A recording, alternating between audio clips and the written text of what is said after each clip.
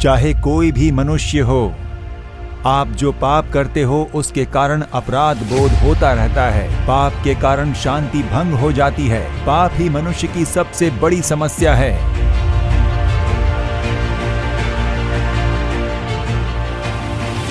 आप अगर अपने पापों को मानकर मन नहीं फिराते हो तो फिर आप कितने भी प्रायश्चित कर लो, कितने भी दान धर्म कर लीजिए, पाप की क्षमा नहीं मिलेगी। वो पाप लगातार आपका पीछा करेगा।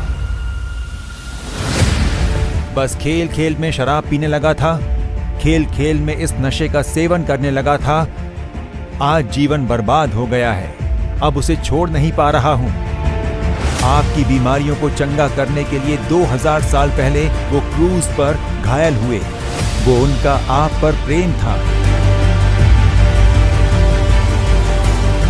आपके परिवार का शाप, पीढ़ी दर पीढ़ी चलते आने वाले शाप को पूरी तरह से बदलकर आपको आशीष से भरने के लिए वो क्रूज पर शाप बने, ऐसा बाइबल कहता है। आपकी बीमारी को चंगा करने के लिए उन्होंने अपने शरीर पर घाव को सहा। क्या अपने जीवन में असफलता का अनुभव करते हुए आप यहाँ पर आए हो? प्रभु यीशु कहते हैं, आज आपका शोक आनंद में बदल जाएगा।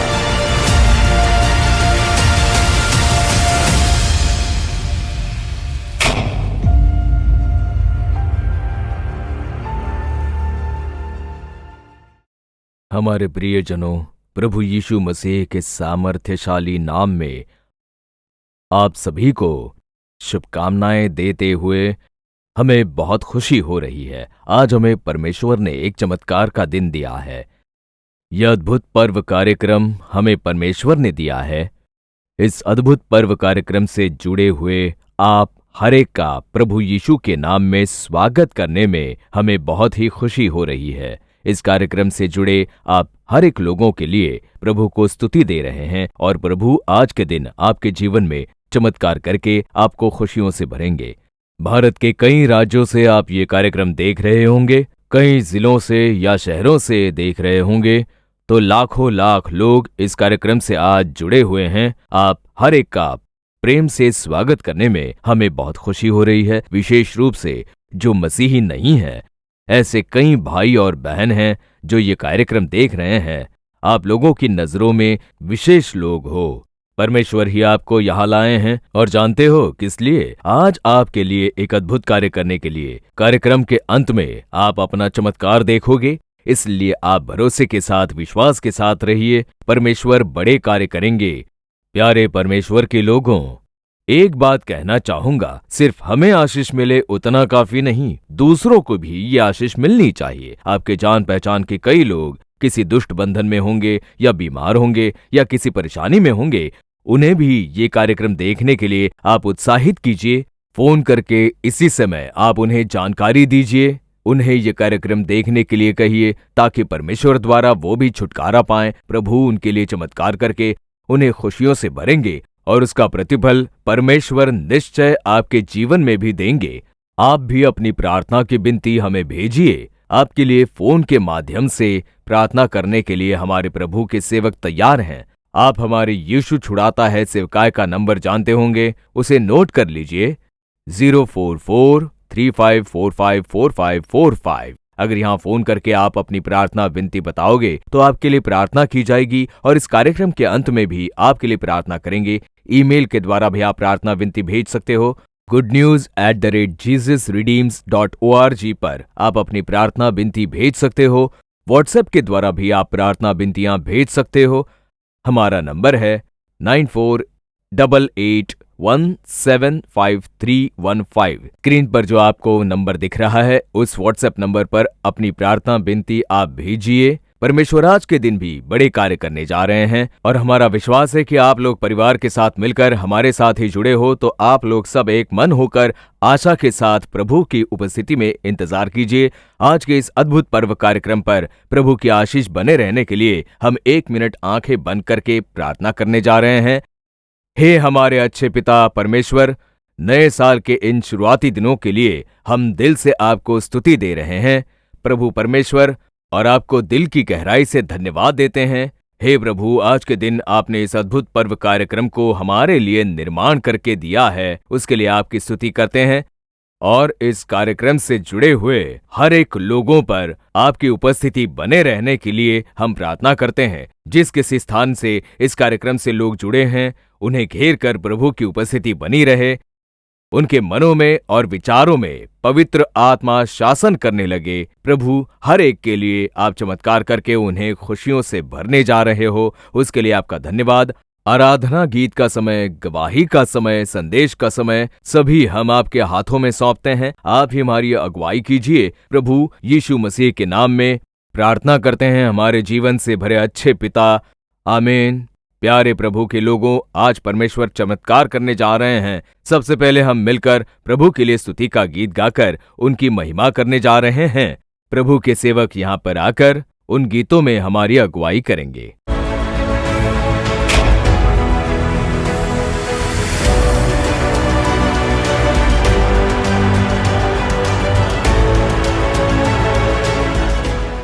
प्रभु यीशु के सामर्थ्य नाम में सबका स्वागत है। आज के इस कार्यक्रम में हमारा प्रभु यीशु मसीह भला है, वो अच्छा परमेश्वर। आइए हम मिलकर के प्रभु यीशु की स्तुति करें, उसकी महिमा करें। हालेलुया।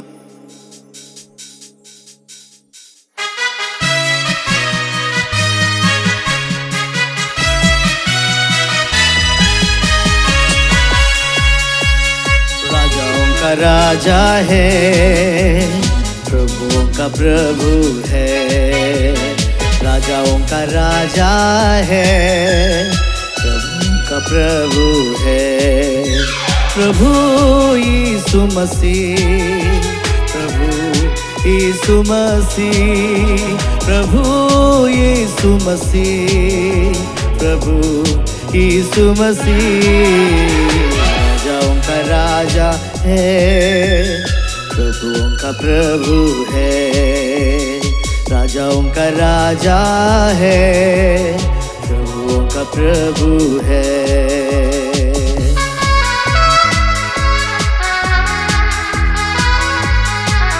शत्रु को हराया है, संसार को जीत लिया है, मृत्यु से पार होकर के अनंत जीवन हमें दिया है।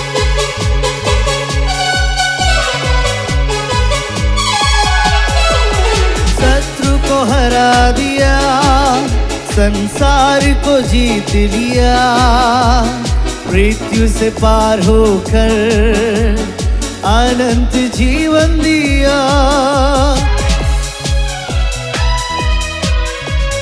शत्रु को हरा दिया, संसार को जीत लिया, मृत्यु से पार होकर अनंत जीवन दिया। विधियों का वो लेख जो विरोध में था मिटा डाला, विधियों का वो लेख जो विरोध में था मिटा डाला। राजाओं का राजा है, प्रभुओं का प्रभु है। राजाओं का राजा है, प्रभुओं का प्रभु है।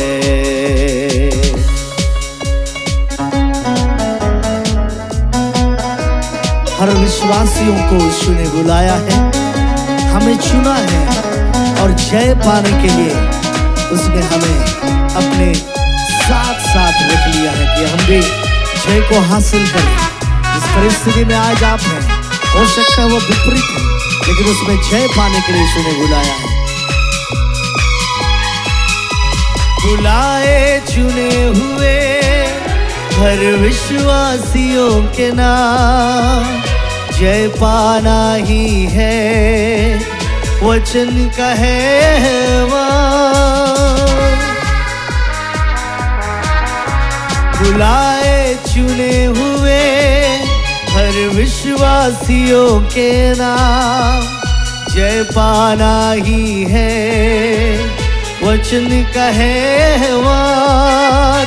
जब तक सांस रहेगी करेगा हम विश्राम, जब तक सांस रहेगी करेगा हम विश्राम। राजाओं का राजा है, प्रभुओं का प्रभु है।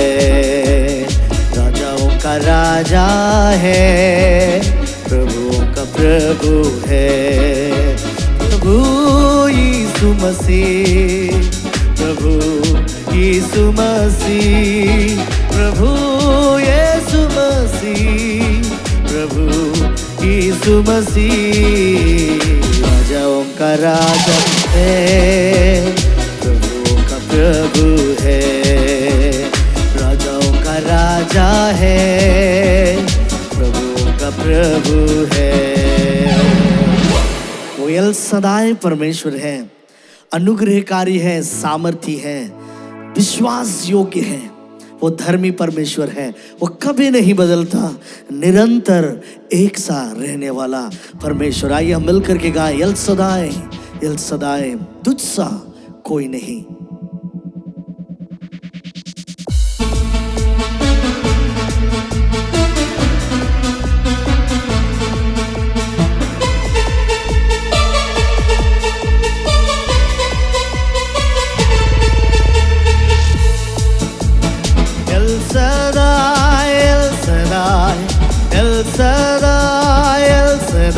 तुझसा न कोई,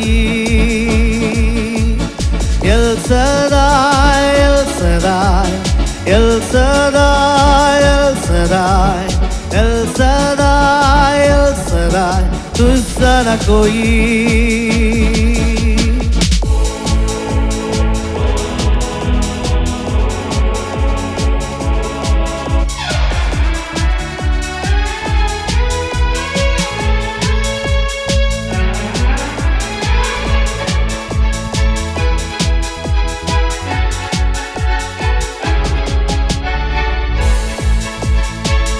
अनुग्रही तू, सामर्थी है तू, विश्वास योग्य सदा प्रभु तू। अनुग्रही तू, सामर्थी है तू, विश्वास योग्य सदा प्रभु तू। तू ना बदलता, सदा निरंतर, महिमा के योग तू ही है। एल सदाई, एल सदाई, एल सदाई, एल सदाई, एल सदाई, एल सदाई, तुझसा न कोई। वो एल सदाई परमेश्वर असंभव को संभव में बदलने वाला परमेश्वर है। अग्नि और बादल में होकर के वो चला है वो परमेश्वर। हम सबकी मार्गदर्शक करने वाला परमेश्वर हमारे मध्य में है।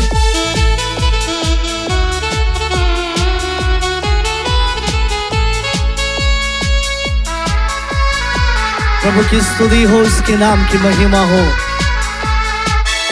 असंभव को तू करता है संभव, अग्नि और बादल बनकर चला था तू।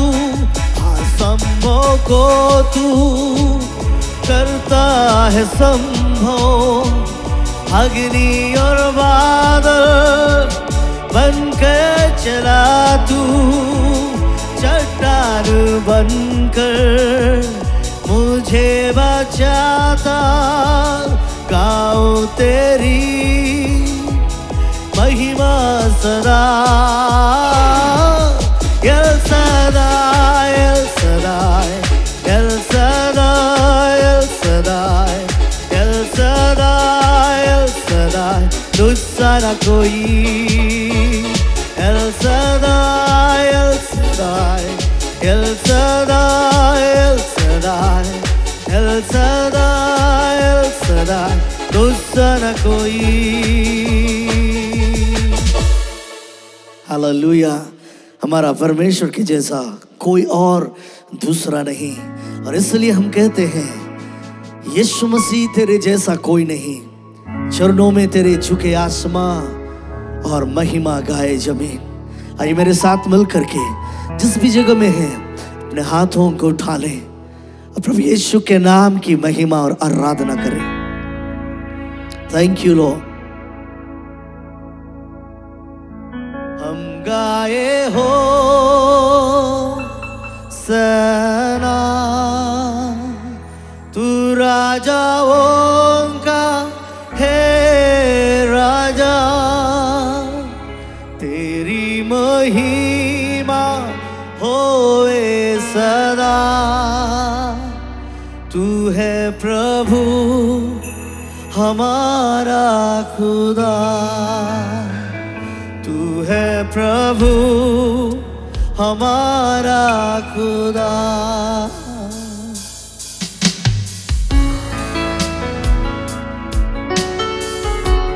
Thank you Jesus, hallelujah। प्रभु तेरी महिमा, यीशु मसीह तेरे जैसा है कोई नहीं, तेरे चरणों में झुके आसमान और महिमा गाए जमीन। हम गाए हो सना, तू राजाओं का है राजा, तेरी महिमा होवे सदा। तू है प्रभु हमारा खुदा, तू है प्रभु हमारा खुदा।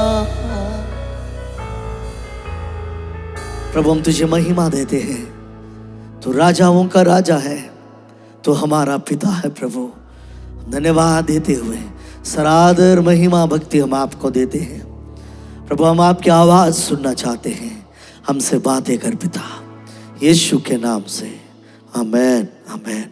प्रभु आप सबको आशीष दें।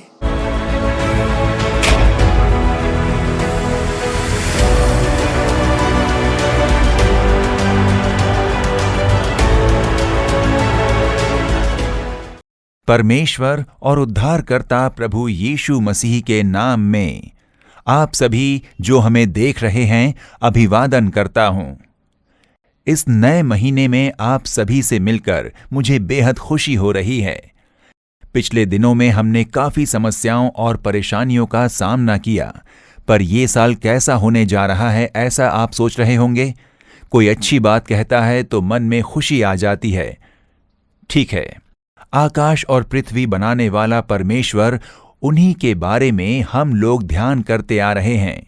वो हमसे क्या कह रहे हैं वही सबसे महत्वपूर्ण है। उसे ही मैं आप लोगों को बताकर आपके साथ प्रार्थना करने जा रहा हूं। सपन्याह 3 अध्याय और 15वां वचन इस पवित्र बाइबल में सपन्याह नाम की एक भविष्यवाणी की पुस्तक है। उसके 3 अध्याय और 15वें वचन में यहोवा ने तेरा दंड दूर कर दिया और तेरा शत्रु भी दूर किया गया है। इज़राइल का राजा यहोवा तेरे बीच में है, इसलिए तू फिर विपत्ति न भोगेगी। मतलब अब तक काफी विपत्तियां हमारे जीवन में आई हुई थीं। पिछले कुछ समयों में हम लोगों ने महामारी को भी झेला है, वित्तीय समस्याएं, कुदरती तौर पर काफी सारी विपत्तियां देखी हैं। इस तरह की काफी विपत्तियों को हमने देखा है। देखिए, इस साल के शुरुआत होने से पहले ही चीन में महामारी शुरू हो गई, जापान में फैल रही है, अमेरिका में फैल रही है, अब भारत में भी एयरपोर्ट में इसे चेक करना शुरू कर दिया है। ये सुनकर हमें डर आ गया था, क्या फिर से लॉकडाउन आ जाएगा, क्या फिर से सब कुछ ठप पड़ जाएगा, क्या होने जा रहा है। इस तरह से डराने वाले कुछ कार्य थे, क्योंकि अभी अभी तो उस विपत्ति से हम लोग बाहर आ पड़े हैं। पर परमेश्वर कहते हैं, मेरे बेटे, मेरी बेटी, तू फिर विपत्ति न भोगेगी। अब कोई भी बुराई तुम नहीं देख पाओगे। परमेश्वर वचन देते हैं, गुजरे दौर की बुराई को सोचकर डर मत, निराश ना हो, तुम विपत्ति नहीं देखोगे। अब विपत्ति नहीं देखेंगे का क्या अर्थ है? सिर्फ भलाई ही देखोगे। वही परमेश्वर कहते हैं, ये वर्ष तुम्हारे लिए भलाई का होगा, बुराई का नहीं। तुम सिर्फ भलाई देखोगे, तुम्हें देखकर परमेश्वर कहते हैं, लेकिन मैं तो मसीही नहीं हूं, किसी ने बताया था इसलिए ये कार्यक्रम देख रहा हूं। कोई बात नहीं है, यीशु मसीह आपके परमेश्वर नहीं हैं, वो सभी के परमेश्वर हैं। वो सभी के लिए एक समान हैं।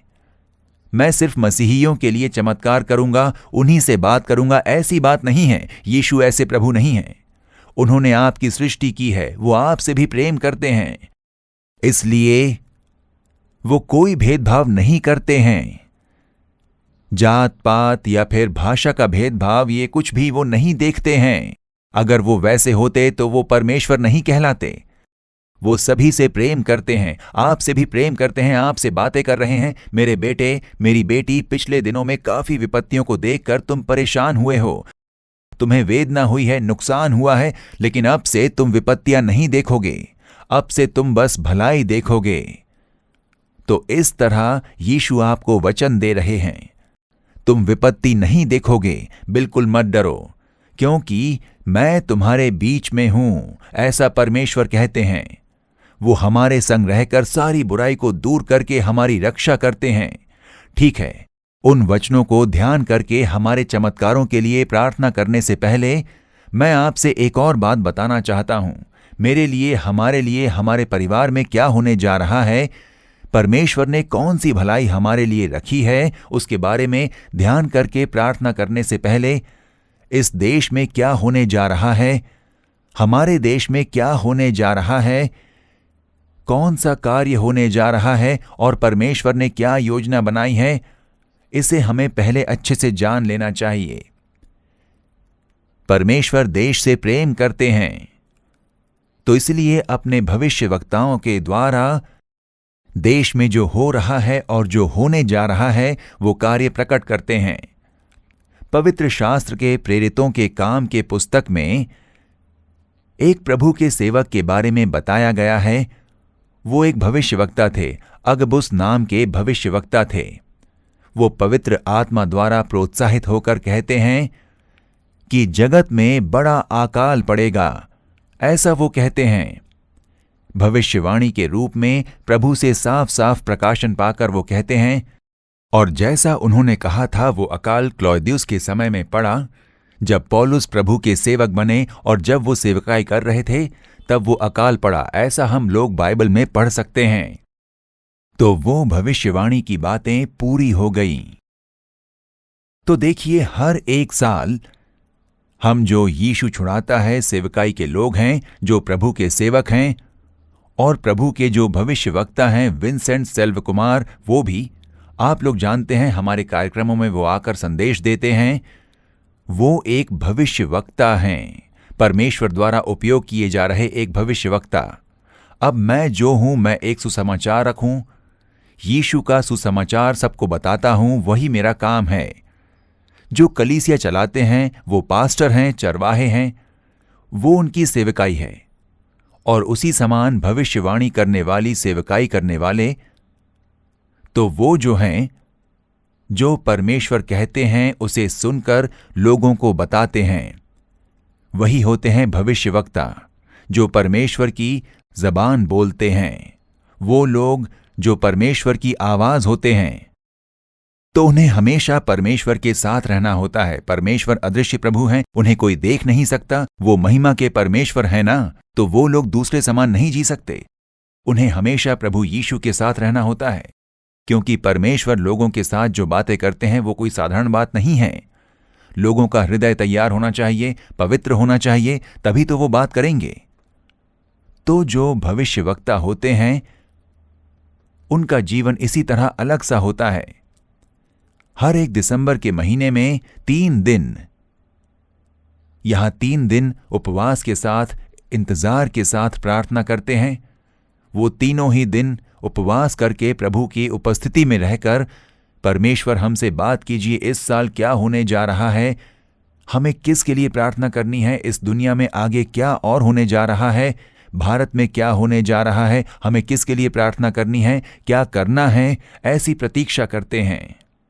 तुरंत आकर प्रभु परमेश्वर बात नहीं करेंगे। पहले दिन वो हमें पवित्र बनाते हैं, और अधिक पवित्र हो जाओ, और अधिक पवित्र हो जाओ। इस तरह अर्पण के साथ पवित्र बनाकर उसके बाद ही प्रभु बात करना शुरू करते हैं। उसके बाद कई प्रकटीकरण, दर्शन प्रभु भविष्यवाणी के रूप में बात करते हैं। तो उस तरह प्रभु ने कई बातें की।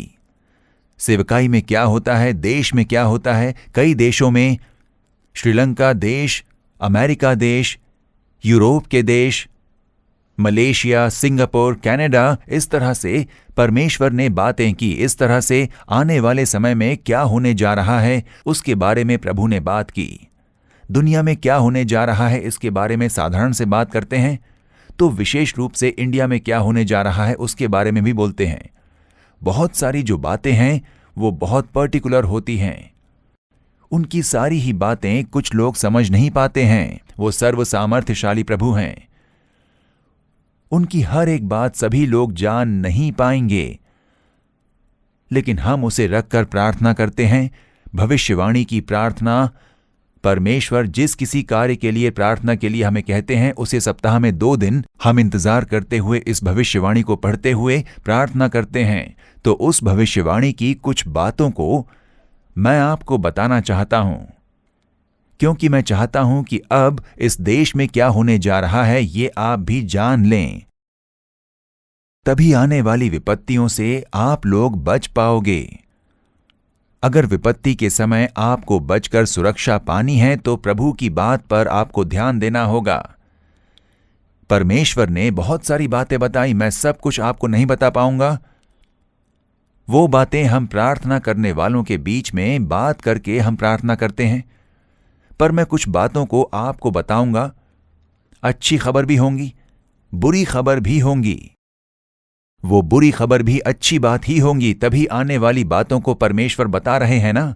हमें हो सकता है वो डराने वाली बात हो सकती है, पर अच्छी बात यह है कि मसीही लोग इस बात को जान लें, ये वर्ष अभिषेक का वर्ष है। परमेश्वर अपने अभिषेक को बहुतायत से आप पर उंडेलने जा रहे हैं। योवेल अध्याय 2 और वचन 28 में उन्होंने कहा था कि मैं सब प्राणियों पर अपना आत्मा उंडेलूंगा।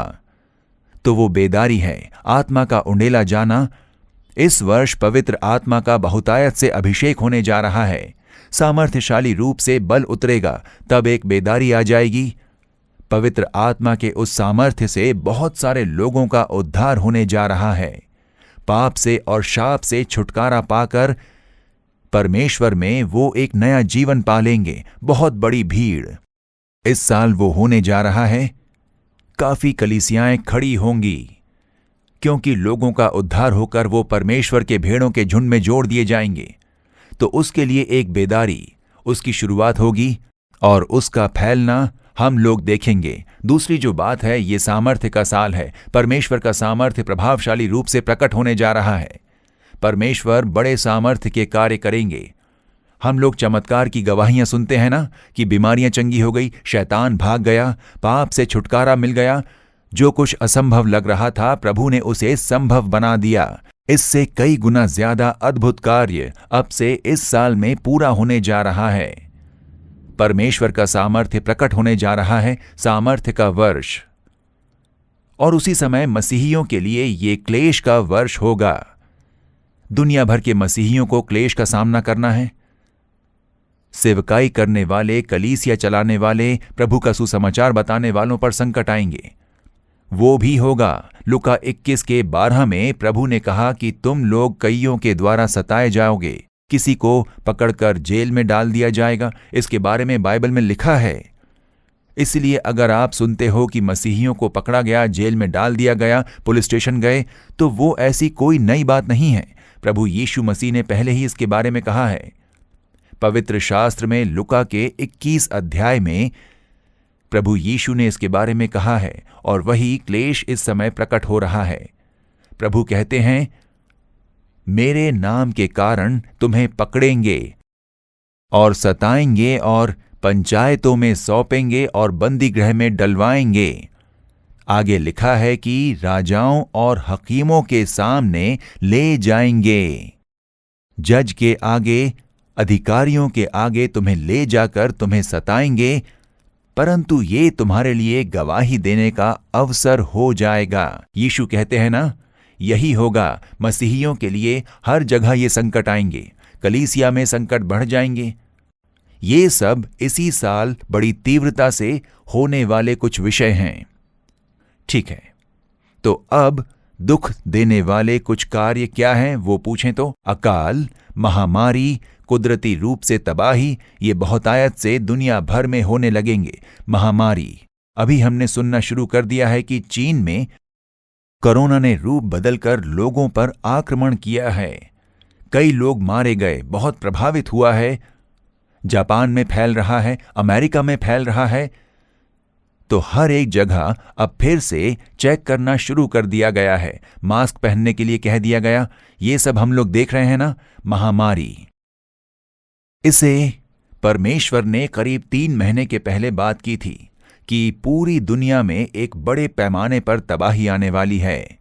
वो इंडिया में न प्रवेश कर सके, इसलिए तुम लोग प्रार्थना करो। उसके लिए हम लोगों ने 21 दिन की उपवास की प्रार्थना की थी ना, आंसुओं के साथ हमने प्रार्थना की थी, याद है ना?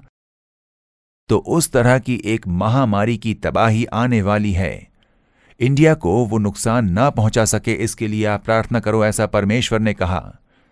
हर एक देश के लोगों ने अपने देश के लिए प्रार्थना करनी है। भारत के लिए लाखों लाख लोगों ने प्रार्थना की थी, और इसलिए भारत में इस महामारी के कारण कोई बड़ी तबाही नहीं आ पाएगी। यहां वहां कुछ तबाही की अफवाहें उड़ाई जाएंगी, लेकिन कोई बड़ी तबाही नहीं होगी, ऐसा मेरा विश्वास है, क्योंकि हमने उसके लिए प्रार्थना की है। लगातार हमें प्रार्थना करनी होगी, प्रार्थना छोड़ नहीं देनी है। अपनी निजी प्रार्थना और परिवार की प्रार्थना में आपको लगातार इसके लिए प्रार्थना करनी होगी, क्योंकि अकाल है।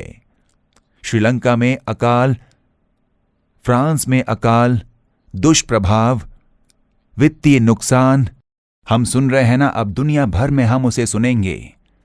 बड़े बड़े देश, अमेरिका, कनाडा, इंग्लैंड और दूसरे यूरोप के देशों में भी लोग एक रोटी के लिए लाइन में खड़े हैं। देखिए कि मुफ्त में दिया जा रहा है, ऐसे हाथ फैलाकर खड़े होते हैं। आप लोग देखिए, ऐसा जरूर होगा। बहुत घमंड करते थे वो लोग, सोचते थे नो गॉड, हमें प्रभु की जरूरत नहीं, हमारे पास सब कुछ है, ऐसा वो घमंड करते थे, है ना? एक वक्त की रोटी के लिए वो लाइन में खड़े रहेंगे। अकाल, ये जो अकाल है वो कुदरती नहीं, लेकिन लोगों द्वारा शुरू की जाएगी। इस दुनिया में कुछ एक लीडर हैं, कुछ कॉर्पोरेट्स हैं, उनकी एक फेलोशिप है, एक संगति है, सीक्रेट फेलोशिप। वो रहस्यमय तौर से मिलते हैं। दुनिया भर के लोगों को हम अपना दास कैसे बना सकें, इसकी योजना बनाकर, जिस तरह से उन लोगों ने जिस तरह से अप्राकृतिक महामारी बनाई, उसी तरह से अप्राकृतिक रूप से अकाल भी ले आएंगे। चीजें छिपा देंगे, उसे उपलब्ध नहीं कराएंगे, फिर कहेंगे लाइन में आ जाओ, हम लोग एक टुकड़ा रोटी तुम लोगों को देते हैं। इस तरह से लोगों को दास बनाएंगे। ये जरूर होगा, इस साल तुम लोग इसे देखोगे। ये दुनिया भर में होगा, कई देशों में होने जा रहा है। क्यों ऐसा कर रहे हैं, ऐसा आप लोग सोच रहे हो? ये बाइबल में लिखा हुआ है। आखिरी समय में मसीह विरोधी एक आने वाला है, यीशु के विरोध में एक लीडर। वो इस पूरी दुनिया में 7 साल राज करेगा, पूरी दुनिया का एक लीडर। लेकिन उसके बाद यीशु आएंगे और पूरी दुनिया पर एक लीडर के तौर पर एक राजा बनकर राज करेंगे। ये जरूर होगा, बाइबल में लिखा हुआ है। अब तक सब कुछ हुआ है, ये भी होगा। मसीह विरोधी नाम का एक लीडर यीशु के विरोध में उठ रहा है ना, उसे सपोर्ट करने के लिए ही जो सीक्रेट फेलोशिप है वो कार्य करेगी, उसे शासन करवाने के लिए। इसलिए तो आज आप लोग देखिए, 1 वर्ल्ड, एक ही चुनाव, एक ही भाषा, एक ही एग्जाम, इस तरह की बातें हो रही है। इसका कारण क्या है? ये सब बाइबल में है, प्रकाशित वाक्य में। आखिरी समय में ऐसा ही होगा। इसलिए आने वाले समय में बहुत बड़ा अकाल आने वाला है। अब हम जिस महामारी के बारे में सुन रहे हैं ना, कोरोना, वो नहीं, एक नई प्रकार की महामारी आने वाली है। वो हड्डियों पर आक्रमण करेगी। उससे संक्रमित हो गए तो जान नहीं बचेगी। इससे पहले कोरोना ने लंग्स पर आक्रमण किया था, सांस लेने में तकलीफ आ जाती थी। अब जो महामारी आएगी वो हड्डियों पर आक्रमण करेगी। गला प्रभावित करेगा, हड्डियों पर प्रभाव पड़ेगा, बहुत बुरा प्रभाव लेकर आ जाएगा वो। परमेश्वर ने इस बात को प्रकट किया है। जब हम मिलकर एक साथ प्रार्थना कर रहे थे तब उन्होंने इस बात को प्रकट किया था। ये सब होने जा रहा है। इतना ही नहीं, लेकिन बिजनेसमैन, छोटे व्यापारी, मछलियां पकड़ने वाले, इस तरह से छोटे छोटे व्यापार करने वाले काफी लाख लोग इंडिया में हैं। इन लोगों का काम ठप कर देने के लिए युक्ति भरी योजनाएं लाई जाएंगी। उस कानून को रखकर सब ठप कर दिया जाएगा। बड़े व्यापार करने वाले जो लोग हैं, उन कुछ लोगों की सहायता करने के लिए लाखों लोग की जीविका ले ली जाएगी। इस तरह की काफी बुराइयां देश में आएंगी। व्यवसाय ठप हो जाएंगे, छोटे छोटे व्यापार ठप हो जाएंगे। तो भारत में इस तरह के छोटे छोटे व्यापार पर बहुत ही बुरा प्रभाव पड़ने जा रहा है, क्योंकि आखिरी समय है, प्रभु के आगमन का समय। इसलिए ये विपत्तियां, इतना ही नहीं, औषधि के द्वारा बड़ी विपत्ति आने जा रही है। औषधि के द्वारा इस बात को 12, 13 और 14 दिसंबर को जब हम प्रार्थना कर रहे थे तब प्रभु ने इसे प्रकट किया। लेकिन अब देखिए, भारत में बनाई गई एक दवाई के द्वारा छोटे बच्चे, रशिया के पास के गांव में देखें 18 बच्चे मारे गए। अब उसका केस चल रहा है, पूछताछ चल रही है। दवाई ने जान ले ली है। औषधि के कारण आने वाली विपत्तियां बढ़ जाएंगी। वो भी ये जो कॉरपोरेट है, दुनिया भर में बड़ी योजनाएं बना रहे हैं, दवाइयों के द्वारा लोगों में तबाही ला रहे हैं, लोगों को मृत्यु के मार्ग पर चला रहे हैं, दास बना रहे हैं, इस तरह के कार्य। इसलिए प्रभु चेतावनी दे रहे हैं कि ये सब होने जा रहा है। अरे भाई, क्या कह रहे हो आप? बहुत डर लग रहा है। अगर दुनिया में ऐसा होने लग गया तो हम कैसे जिएंगे? ऐसा ही सोच रहे हो ना आप? उसके लिए परमेश्वर ने एक मार्ग बताया है। ये आखिरी समय है, ऐसा ही रहेगा। डर फैलेगा, युद्ध होगा, युद्ध की खबरें, महामारी, अकाल, भूकंप और कई दुष्प्रभाव, ये चलता ही रहेगा। सुनामी, समंदर की लहरों से भारी तबाही होगी। ऊपर आकाश में बड़े चिन्ह दिखेंगे, वो समझ ही नहीं आएगा, डर पैदा करेगा। लोग कहानियां बनाएंगे, ऐसा सब होने जा रहा है। ये बाइबल में लिखा हुआ है। ये सारे ही आखिरी समय में होने वाले कुछ कार्य हैं। ये सब तो सुनकर ही डर लग रहा है। हम कैसे जी सकेंगे? उसके लिए यीशु एक मार्ग बताते हैं। पवित्र शास्त्र में लूका रचित सुसमाचार 21वां अध्याय वचन 35 और 36, क्योंकि वो सारे पृथ्वी के सब रहने वालों पर इसी प्रकार आ पड़ेगा, इसलिए जागते रहो और हर समय प्रार्थना करते रहो कि तुम इन सब आने वाली घटनाओं से बचने और मनुष्य के पुत्र के सामने खड़े होने के योग्य बनो। ये जो विपत्ति है, तबाही है, ये संसार भर में आ पड़ेगी। इन सब आने वाली घटनाओं से बचने, मतलब ये जो नुकसान है, तबाही है, महामारी है, अकाल, वेदना, इन सब से अगर आपको बचना है तो मनुष्य का पुत्र यीशु जब आएंगे, अगर उनसे आपको मिलना है तो जागते रहो और हर समय प्रार्थना करते रहो। तो इसलिए हमें हर समय जागते रहते हुए प्रार्थना करनी है। तो आप प्रार्थना को अधिक कीजिए, घर में, परिवार में, कलीसिया में ज्यादा प्रार्थना कीजिए। जो प्रार्थना करेंगे उन्हीं को सुरक्षा मिलेगी। इसलिए जो आने वाला समय है वो समस्या भरी है। अगर उसमें हमें सुरक्षित रहना है, आशीष के साथ रहना है, तो एक ही मार्ग है, वो है प्रार्थना। यीशु हमें हर एक तबाही से बचाकर सुरक्षित करेंगे।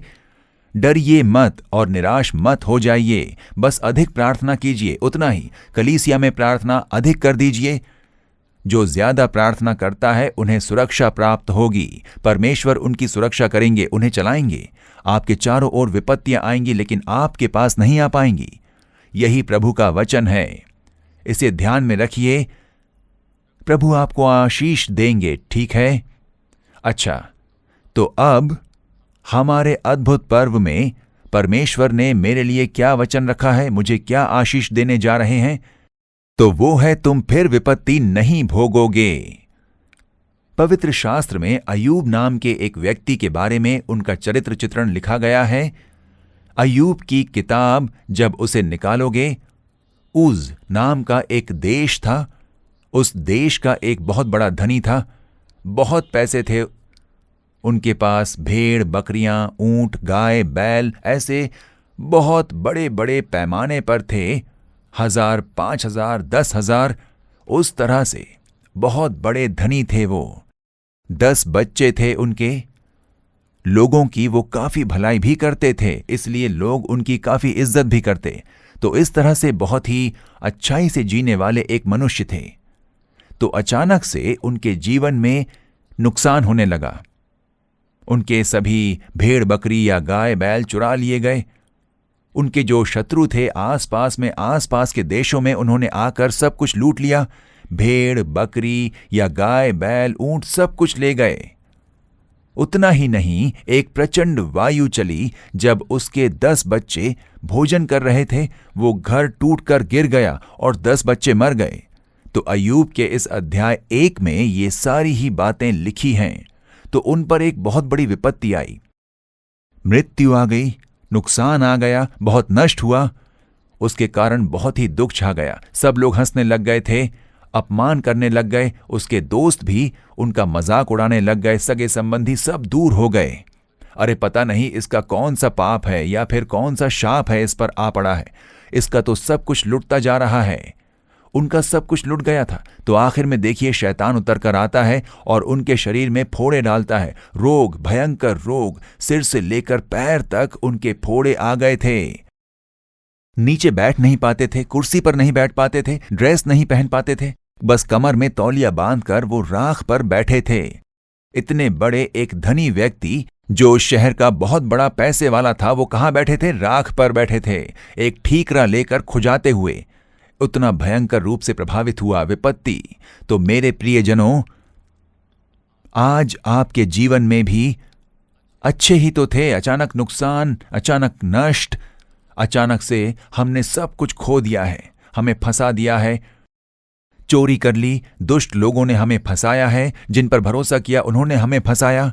बुरा प्रभाव, उसके कारण मन में क्लेश, डर, दुख, उसके कारण शरीर में प्रभाव, चिंता कर करके सो नहीं पाए, हृदय में प्रॉब्लम, उसके कारण शरीर दुर्बल हो गया। क्या इस तरह से आप लोग कष्ट में हो? शरीर की बीमारी और वेदना में ये तो कुछ अजीब सी बीमारी है। अय्यूब कहते हैं कि मेरा जो ये चमड़ा है, वो चमड़ा उनका फटने लग गया था, बहुत ही भयंकर लग रहा था। उसे कोई देख नहीं पाता, उसे सुनते ही हमें कुछ अजीब सा लगता है। मैं एक बार मलेशिया गया था सेवकाई के लिए। वहां पर एक अंकल के घर में ही हम रुकते थे। वहां पर अपने ही घर के सामान वहां रहते थे जब तक सेवकाई पूरी नहीं होती। तो उन्होंने एक बार कहा कि मलेशिया के कुआलालंपुर में मेरे एक दोस्त हैं, अस्पताल में हैं, वो बीमार पड़े हैं, क्या हम लोग जाकर उनकी चंगाई के लिए प्रार्थना करके आएं? ऐसा पूछा। ठीक है अंकल, मैं आता हूं, ऐसा मैंने उनसे कहा। उस अंकल का नाम है देवराज अंकल। हम दोनों ही अस्पताल में गए। वो बहुत ही बड़ा अस्पताल था, एक 5 स्टार होटल से कुछ कम नहीं था। मैं जब पहली बार वहां गया, बहुत ही आश्चर्यचकित होकर देखता जा रहा था। आखिर में वो एक कमरे में ले गए। अंदर गया तो एक चीनी भाई थे, चाइनीज, तो वो चीनी व्यक्ति थे। वो आकर वहां बैठे। उन्होंने कमर में बस एक कपड़ा बांधे रखा था। उन्हें देखकर मुझे बड़ा धक्का लग गया, शॉक हो गया मैं। सर से लेकर पांव तक पूरा शरीर फट चुका था। शरीर में अगर रेशे के समान कुछ फट जाए तो जैसे अनार का फल फटा रहता है, उसी समान अगर शरीर फट गया हो तो उसमें से खून और पस बह रहा था पूरे शरीर में, सिर पर, चेहरे में, पूरे शरीर में। वो कपड़े नहीं पहन पाते थे, बस कमर में एक तौलिया बांध रखा था उन्होंने। तब उस समय मेरे मन में अय्यूब का ही वो कार्य आ गया था। इसी तरह तो अय्यूब ने भी कष्ट उठाया होगा उस बीमारी से ग्रस्त होकर। उस शरीर में वो कपड़े भी नहीं पहन पाते और राख पर बैठे थे। मुझे उन्हें देखकर बड़ा आश्चर्य हुआ। उन्हें देखकर प्रार्थना करने के बाद हम लोग बाहर आए। तब अंकल ने कहा कि अय्यूब भी इसी तरह की एक बीमारी से ग्रस्त थे। मेरी खाल और मांस हड्डियों से सट गए हैं, ऐसा बाइबल में वो कहते हैं। तो उस तरह का एक प्रभाव। तो क्या आपने देखा कितनी बुरी बीमारी थी? तो क्या आप लोग इस समय ऐसे प्रभावित हो? कोई तो एक बीमारी, क्या बहुत बुरा प्रभाव डाला है उसने? उस बीमारी से आप प्रभावित हुए हो और मानसिक रूप से पीड़ित हो। बस उतना ही। डॉक्टरों ने साथ छोड़ दिया है, पूरी आशा खो चुके हैं हम। अब जी नहीं पाएंगे हम, अब मर जाते हैं। क्या वैसी एक स्थिति में आ चुके हो आप? वैसा कोई कष्ट झेल रहे हो आप? हो सकता है कुछ नुकसान, नष्ट, अपमान, निंदा, ठट्ठों के बीच में आप लोग पड़े हो क्या? एक विपत्ति आप लगातार अनुभव कर रहे हो। लगातार कोई ना कोई विपत्ति आ रही है, एक के बाद एक। मृत्यु, जैसे अय्यूब के 10 बच्चे मर गए, धन खो दिया, बच्चे खो दिए, शारीरिक सुख भी खो दिया, अपमान, निंदा, इज्जत, मर्यादा सब खो दिया। छोटे बच्चे भी उनका मजाक उड़ा रहे थे। घर की जो नौकरानी थी उसने भी उनकी इज्जत नहीं की। बीवी ने भी आदर करना छोड़ दिया। कितना बड़ा दुष्प्रभाव देखिए। मानसिक रूप से बहुत ही दुखी थे वो। उनके जो दोस्त आए वो दोस्त भी उन्हें ही दोष दे रहे थे। इस तरह से प्रभावित हुए अय्यूब के जीवन में एक चमत्कार होता है। देखिए क्या होता है। अय्यूब 42वां अध्याय और 10वें वचन में, जब अय्यूब ने अपने मित्रों के लिए प्रार्थना की, तब यहोवा ने उसका सारा दुख दूर किया और जितना अय्यूब के पास पहले था उसका दुगना यहोवा ने उसे दे दिया। तो ये है जो वचन कहता है, उसका सारा दुख दूर किया। तो यही उसके जीवन में विपत्ति दिखाई पड़ी। परमेश्वर कहते हैं अब कोई विपत्ति तू न भोगेगा। आपको वो वचन देते हैं, अब तू विपत्ति न भोगेगा। कौन सी विपत्ति थी? तो वो था उनका दुख। अय्यूब ऐसे ही एक दुख में पड़े थे, तबाही नाम का एक दुख, शरीर में बीमारी नाम का एक दुख, नाश नाम का एक दुख, निंदा और अपमान नाम का एक दुख, ठट्ठा नाम का एक दुख। उसी तरह के एक दुख में बैठे थे वो। मुझे एक छुटकारा नहीं मिल रहा है, ऐसा कहते हुए दुखी थे। शारीरिक पीड़ा, मानसिक पीड़ा भी थी। वेदना में पूरी तरह से डूबे हुए थे अय्यूब। अब परमेश्वर उस दुख को दूर कर रहे हैं। 11वें वचन में कहा गया है कि और जितनी विपत्ति यहोवा ने उस पर डाली थी, उस सब के विषय में उन्होंने, उसके जो सगे संबंधी थे, उन्होंने विलाप किया, ऐसा लिखा गया है। विपत्ति, उनके जीवन में विपत्ति। कौन सी विपत्ति? दुख नाम की वो विपत्ति। उस एक विपत्ति से अय्यूब को प्रभु छुटकारा देते हैं। अब तुम विपत्ति नहीं भोगोगे। आपसे भी कहते हैं। अय्यूब उसके बाद, उस दुख से पूर्ण छुटकारा पा लेने के बाद, फिर से उन्होंने कोई विपत्ति का सामना नहीं किया। जब आप 16वें और 17वें वचन में पढ़ते हो, तब इसके बाद अय्यूब 140 वर्ष जीवित रहा और 4 पीढ़ी तक अपना वंश देखने पाया। अंत में अय्यूब वृद्ध अवस्था में दीर्घायु होकर मर गया, ऐसा बाइबल कहता है। तो अय्यूब ने एक बार दुख भोगा, नष्ट, नुकसान, अपमान, वेदना, बीमारी, और उसके बाद छुटकारा देने के बाद, उसके बाद विपत्ति उनके सामने कभी नहीं आई।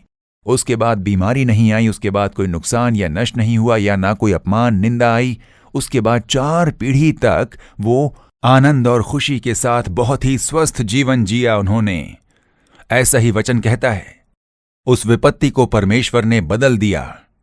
अब प्रभु कहते हैं, मेरे बेटे, मेरी बेटी, अब तक तो तुमने विपत्ति देखी, बीमारी, वेदना, दुख, कष्ट, अपमान, पर फिर तुम विपत्ति नहीं भोगोगे।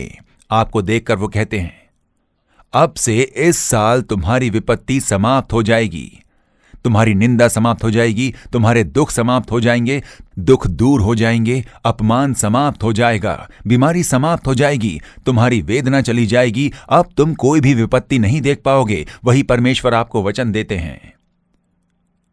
प्रभु ने जब अय्यूब का दुख मिटा दिया, उसके बाद उन्होंने कोई विपत्ति नहीं देखी। मतलब आज आपकी जो आवश्यकता है, आपका दुख दूर होना होगा। प्रभु जब आपका दुख दूर कर देंगे, उसके बाद अब से तुम विपत्ति नहीं भोगोगे। यही परमेश्वर का वचन है। कौन सा दुख है? वो दुख किसके कारण आया था? शैतान के द्वारा आने वाला वो दुख। इन बुराइयों का कौन जिम्मेदार है? शैतान। इस संसार में दो प्रकार के सामर्थ्य हैं, एक परमेश्वर का सामर्थ्य और दूसरा शैतान का सामर्थ्य। परमेश्वर भलाई करने वाला है, हमेशा बढ़िया करते हैं, चंगाई देने वाले हैं, छुटकारा देने वाले हैं, आशीष करने वाले। शैतान है जो विपत्ति लेकर आता है, शाप लेकर आता है, पाप और बीमारी लेकर आता है और हमें दुख पहुंचाता है। तो वो शैतान ही था जो अय्यूब के विरोध में उठा और उसने ये सब किया। ऐसा हम अय्यूब के पहले अध्याय में पढ़ पाते हैं। इस शैतान के बारे में यीशु क्या कहते हैं? यूहन्ना अध्याय 10 और वचन 10 में यीशु कहते हैं, चोर। प्रभु शैतान को चोर कहकर बुलाते हैं। चोरी करने और घात करने और नष्ट करने को आता है। शैतान किस लिए आता है? हमारी शांति को वो चुरा लेता है, हमारी सेहत स्वास्थ्य को वो चुरा लेता है, हमारे बल को वो चुरा लेता है। वो चोर है। कुछ तो वो युक्ति बनाता है, वो चोरी करने, घात करने और नष्ट करने को आता है। वही विपत्ति वो लेकर आता है। तो शैतान ही इन सारी विपत्तियों का कारण है।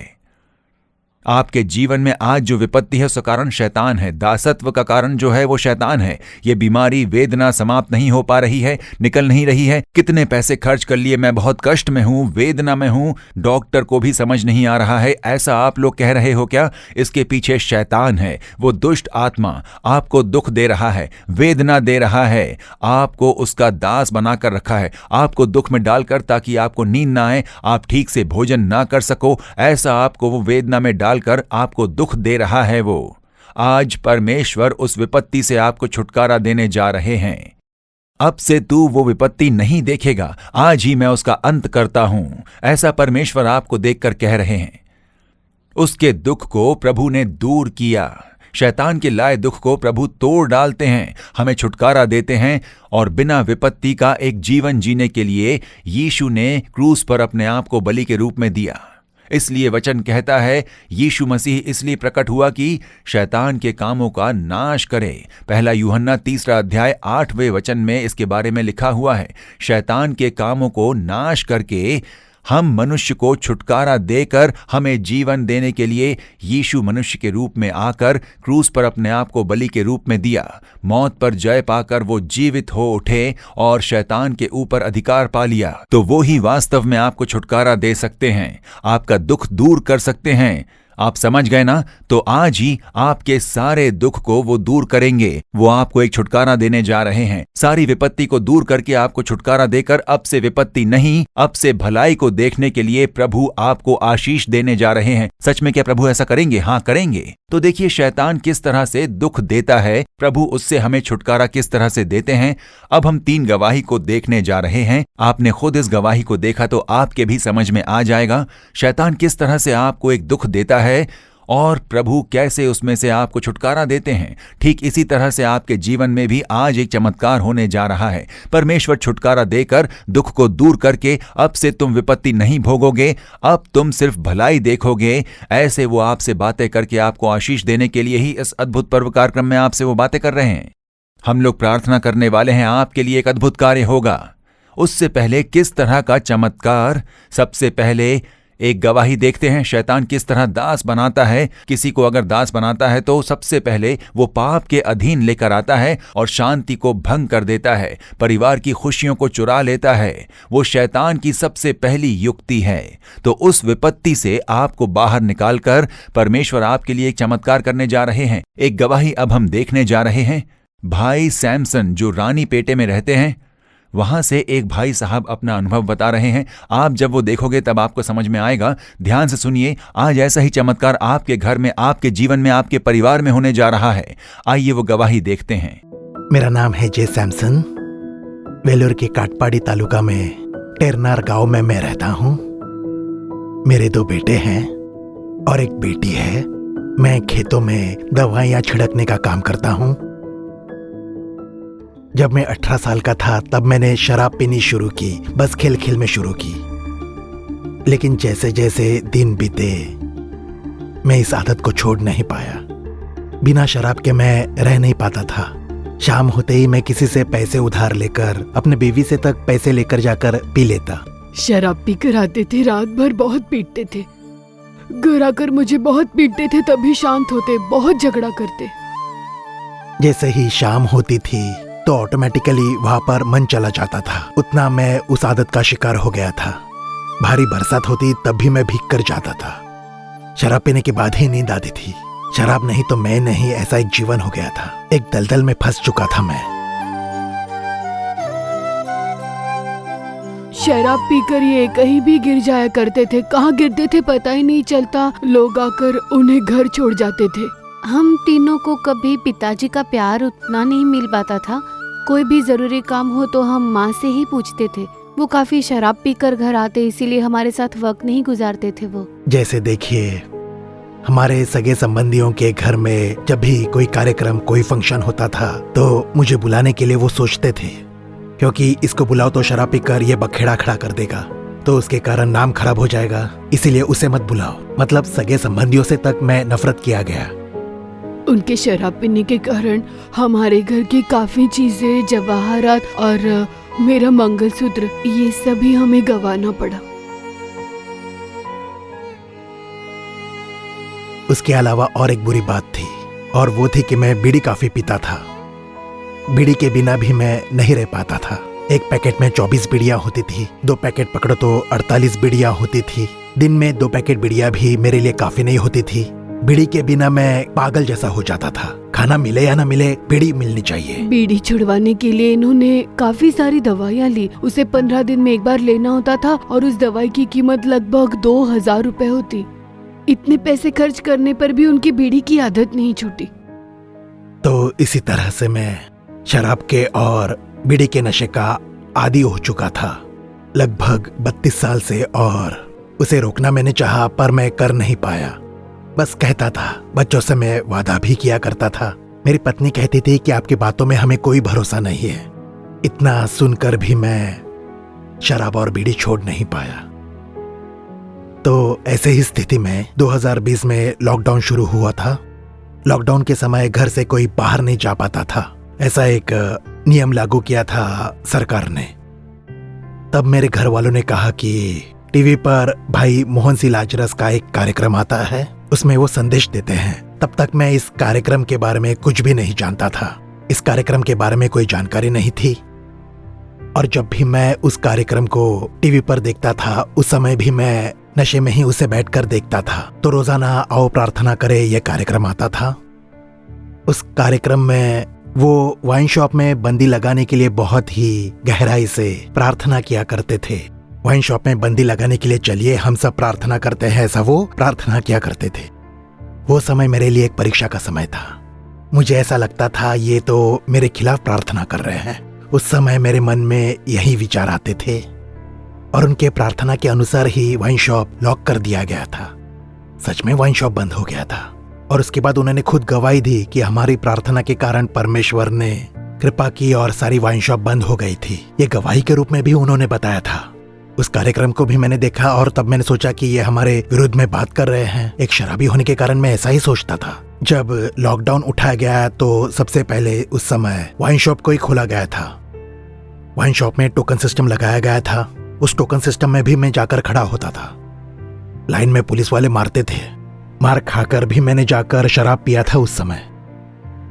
और उसी समय जब वाइन शॉप खुल गए थे, तब उसी कार्यक्रम में भाई मोहन ने फिर से एक अनाउंसमेंट किया था कि वाइन शॉप फिर से खोल दिया गया। हमारी प्रार्थना काफी नहीं है, इसीलिए फिर से हमें प्रार्थना करनी होगी। ऐसा उन्होंने फिर से गहराई से प्रार्थना करना शुरू की।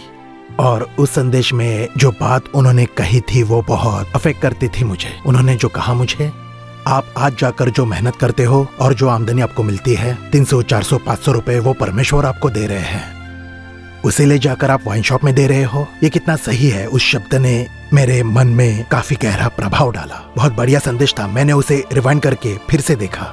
मतलब परमेश्वर जो पैसा हमें दे रहे हैं वही हम वहां दे रहे हैं। उस गलती को दोबारा नहीं करनी चाहिए, ऐसा मेरे मन में एहसास हुआ। घर में प्रार्थना करने के लिए मैं शर्माता था। परिवार की प्रार्थना में भी ऐसा ही होता था। तो मैं यही सोचता था कि अब प्रार्थना कैसे करूं। प्रभु की बात ने मुझे स्पर्श तो किया। प्रार्थना करने की भी मन में इच्छा हुई। तो घर के लोग शायद मुझे देखकर मुझे चिढ़ाएंगे, ऐसा मेरे मन में आया। वो दिन शनिवार का था। मेरे घर के लोग बाजार गए थे, घर में कोई भी नहीं था। मैं जाकर घुटनों पर आ गया और घुटनों पर जाकर प्रार्थना करने लगा, रोते हुए। परमेश्वर, मेरी उम्र 50 हो चुकी है और ऐसे तो मैं मरने की एक स्थिति में पहुंच चुका हूं। जब मैं मर जाऊंगा तो एक शराबी मर गया ऐसा नाम मेरा नहीं होना चाहिए। तो कृपा करके मुझे इसमें से छुटकारा दीजिए, मैं आप ही के भरोसे हूँ। ऐसी मैंने उस समय प्रार्थना की। एक और संदेश में भाई ने ये भी कहा था कि उनकी गवाही के रूप में कहा, मैंने परमेश्वर का हाथ नहीं थामा है बल्कि परमेश्वर ने ही मेरा हाथ थामा है, ऐसा कहा। उस पर भी मैंने प्रार्थना की, प्रभु आप मुझे थाम लीजिए तो मैं उससे छुटकारा पा लूंगा। तो मैंने रोते हुए आधे घंटे तक प्रार्थना की। उसी दिन मैंने अपने मन में एक निर्णय ले लिया कि दोबारा मुझे इस दलदल में नहीं फंसना है, बिल्कुल नहीं। दूसरे ही दिन से मैंने अपनी पत्नी से कभी पैसे नहीं मांगे और जाकर वाइन शॉप में शराब पीने का मन बिल्कुल भी नहीं आया। मैंने बाइबल पढ़ना शुरू कर दिया। रात में जब मेरी बीवी और बच्चे सो जाते थे तब मैं बाइबल लेता और अकेले कमरे में जाकर उसे पढ़ता। नशे में न होने के कारण मैं रात को 2-3 बजे तक बाइबल पढ़ता था। और आज तो मुझे शराब पीने में कोई भी दिलचस्पी नहीं रही है, न ही बीड़ी पीने की आदत है। प्रभु ने चमत्कारिक रूप से मुझे एक बड़ा छुटकारा दिया। भले ही मैं एक मसीही परिवार में जन्मा, पर सिर्फ नाम का ही मैं मसीही था। अपने जीवन में मैंने उसे कभी दर्शाया नहीं था, नाम मात्र का मसीही था। अब हम पूरा परिवार नियमित चर्च जाते हैं। पारिवारिक प्रार्थना हमारे घर में पहले नहीं होती थी। अब जब से छुटकारा मिला है, हमारा पूरा परिवार मिलकर सुबह उठकर लगभग 1.5 घंटे हम लोग प्रार्थना करते हैं। उन दिनों में दिन के मैं 300 या 400 रुपए ही कमाता था, पर जब से मैंने इस नशे को छोड़ा है तब से परमेश्वर ने कृपा की है कि दिन के मैं 1,500 रुपए कमा लूं। ये वास्तव में बड़ी आशीष है। अभी मेरे पिताजी शराब नहीं पीते हैं, जिसके कारण हमारे साथ काफी वक्त गुजारते हैं। काफी हैप्पी हैं हम और काफी खुशी है परिवार में। अब हम काफी सुख और शांति के साथ हैं। 32 साल की शराब के नशे से और बीड़ी के नशे से छुटकारा देने वाले प्रभु यीशु को धन्यवाद। तो यही है दासत्व से छुटकारा पा लेना। 32 वर्ष से ये भाई एक दुख में, एक दासत्व में फंसे हुए थे। उसके पीछे कौन काम कर रहा था? जो कोई पाप करता है वो शैतान की ओर से है, ऐसा बाइबल में लिखा है 1 यूहन्ना 3:8 में। वो शराब, उसकी आत्मा, शराब पीने के लिए मजबूर करने वाली शराब के नशे की आत्मा, शैतान ही हमसे पाप भी करवाता है। पहले उकसाता है, जब वो थोड़ा शुरू कर देते हैं उसके बाद उस पाप में ले जाकर उसके अधीन कर देता है। 32 साल से वो दासत्व में थे, बंध गए थे, जिससे उनके अंदर भी शांति नहीं थी और परिवार में, पत्नी बच्चों में भी शांति नहीं थी। तो देखा आप लोगों ने, विपत्ति, बुराई, शैतान ने उनके जीवन में प्रवेश किया और उनके परिवार की खुशियों को चुरा ले गया। पूरे परिवार की खुशियां वो चुरा कर ले गया। एक इंसान को पाप के अधीन करके पूरे उस परिवार को नाश कर देता है वो। यही तो हुआ ना, आपने खुद उनकी बातों को सुना है ना। 32 साल फिर वो उसे छोड़ नहीं पाएंगे। उनकी इच्छा हुई तो भी छोड़ नहीं पाएंगे। वो एक दासत्व है, बंधुआई है। तो इससे छुटकारा देने के लिए हमें कोई चाहिए, वही है यीशु। वो हमें छुटकारा देते हैं और कहते हैं तू फिर विपत्ति नहीं भोगेगा। देखा तो उसके बाद उन्होंने शराब नहीं पी, उसके बाद उन्होंने वो पाप कभी नहीं किया। उसमें से पूर्ण छुटकारा, एक नया हृदय, एक नया मन, उसमें से एक पूर्ण छुटकारा। आज देखिए, दिन में लगभग 1,500 रुपए कमाते हैं और उनका पूरा परिवार आज कितना खुश है। आप लोगों ने देखा ना, आज आपके परिवार में भी कोई एक व्यक्ति शराब के अधीन हो चुका है, जिसके कारण परिवार में खुशी नहीं है, एक दुख है, एक वेदना है, आप उसमें फंसे हो। प्रभु यीशु आज आपको एक छुटकारा देना चाहते हैं, आपके दुख को मिटाना चाहते हैं। इस विपत्ति को आपके परिवार से मिटाकर अब से तो विपत्ति नहीं भोगेगा। मैं उस विपत्ति को दूर करता हूं, ऐसा प्रभु यीशु आज आपको कहते हैं। आज आप समर्पण कीजिए, आपको छुटकारा मिलेगा। शराब और दूसरे नशे की चीजें, जुआ खेलने की आदत, रम्मी खेलते हैं और उसमें पैसे लुट जाते हैं। कुछ तो एक पाप, शैतान आपको दास बनाकर आपकी शांति चुराता है, पूरे परिवार की शांति चुरा लेता है वो। आपको जरूरत है एक छुटकारे की, उस दुख से एक छुटकारा। यीशु वो छुटकारा देने के लिए आपसे बातें कर रहे हैं। अब कुछ देर में हम प्रार्थना करने वाले हैं। आपके लिए अवश्य एक चमत्कार होगा, जैसे परमेश्वर ने इस भाई को छुटकारा दिया है। हम अब एक और गवाही देखेंगे। इसमें एक और नए प्रकार से बाधा करने वाला विषय है। कई परिवारों में संतान नहीं है। ऐसा एक दुख है, वो एक बड़ा दुख है। वो भी मन में वेदना, निंदा, अपमान और मन को दुख से भरने वाला विषय है। आज आपके जीवन में क्या आप कष्ट में हो और कम से कम इस वर्ष क्या परमेश्वर एक संतान नहीं देंगे, ऐसा आप सोच रहे हो? इस साल आपका दुख दूर होगा। इस साल सारी विपत्तियां आपसे दूर होंगी और आप परमेश्वर की भलाई देखोगे। वही परमेश्वर का वचन है।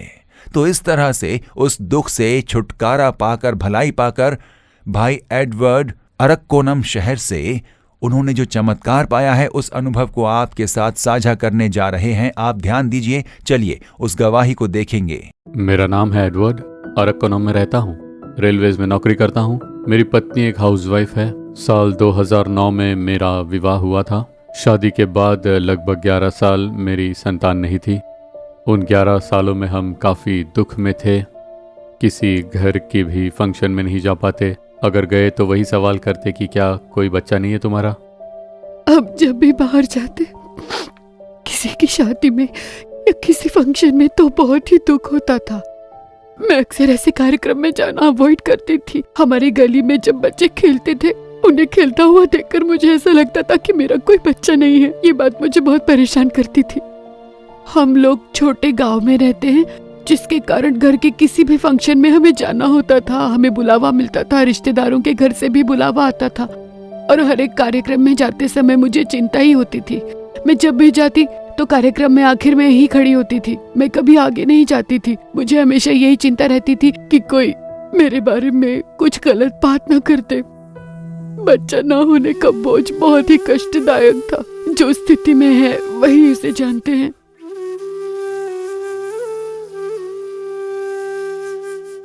उस समय हमेशा हमें कमी के साथ, अपमान के साथ, एक बोझ के साथ, एक निंदा के साथ ही हम रहते थे। इनके परिवार में कोई शाप है, इसीलिए इन्हें कोई संतान नहीं हो रही, ऐसा कुछ लोग बोलते थे।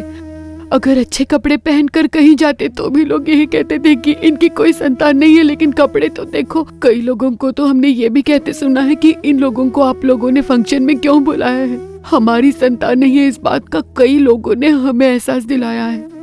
मन में आता कि इस स्थिति में हम अब तक क्यों जीवित हैं। खुदकुशी करने तक का मन में विचार आता था।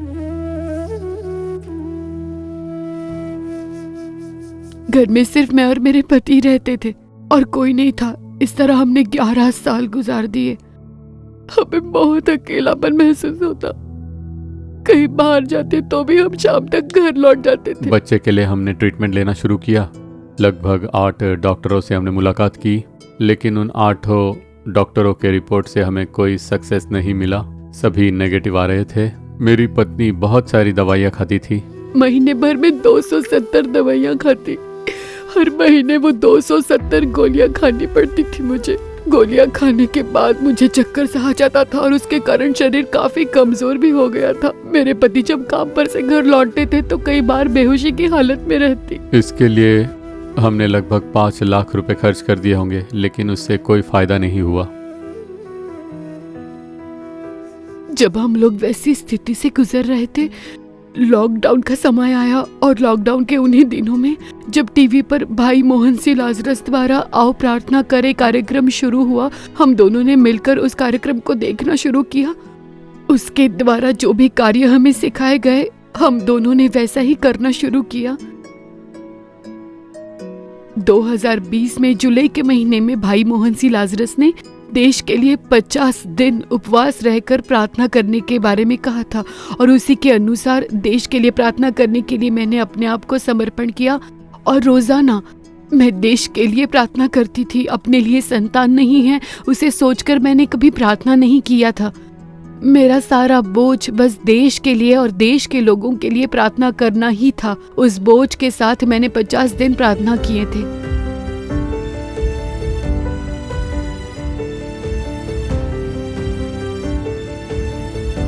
एक बहुत बड़ा चमत्कार हमारा इंतजार कर रहा था। उसी साल अगस्त के महीने में प्रभु की कृपा से मेरा गर्भ ठहर गया। जब प्रेगनेंसी कार्ड लेकर हम लोगों ने चेक किया, तभी मुझे इसके बारे में पता चला। और टेस्ट पॉजिटिव बता रहा था। इसके पहले मैंने 50 कार्ड में टेस्ट किए थे, लेकिन उनमें से किसी में भी पॉजिटिव नहीं आया था। पर इस बार टेस्ट में परमेश्वर ने बड़े कार्य किए। जब प्रेगनेंसी टेस्ट पॉजिटिव आया तब मैं बहुत ही खुश हो गई थी और खुशी के मारे मेरे आंसू बिल्कुल रुक ही नहीं पा रहे थे। आंसुओं के साथ मैंने प्रभु की स्तुति की।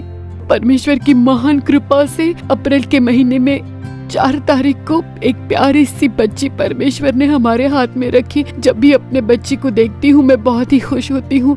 हम जहाँ भी जाने से संकोच करते थे, जिस जगह पर हमारा अपमान हुआ था, उन्हीं स्थानों पर मैं, मेरी बच्ची और मेरे पति तीनों खुशी खुशी जाकर आते हैं। हर फंक्शन में भाग लेते हैं। इसी घर में अपनी बेटी के साथ काफी खुश है। उसके साथ हम लोग खेलते हैं। वो जब माँ कहकर पुकारती है तब मुझे बहुत ही खुशी होती है।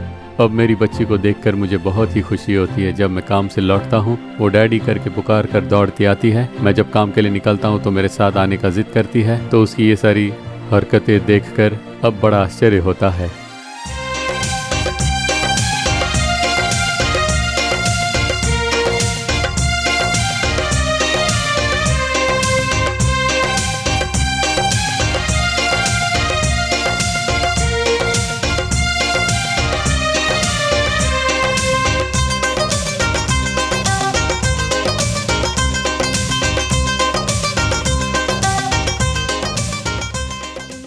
भाई मोहन सी लाजरस हमेशा यही कहते हैं कि जब तुम लोग देश के लिए प्रार्थना करोगे तब तुम्हारी मुश्किलें भी दूर होंगी। तो मैंने जब देश के लिए प्रार्थना की तब 11 वर्ष मेरी जो संतान नहीं हुई थी, उसके बाद एक प्यारी बच्ची परमेश्वर ने मुझे दी है। हमें संतान देने के लिए प्रभु यीशु का कोटि कोटि धन्यवाद।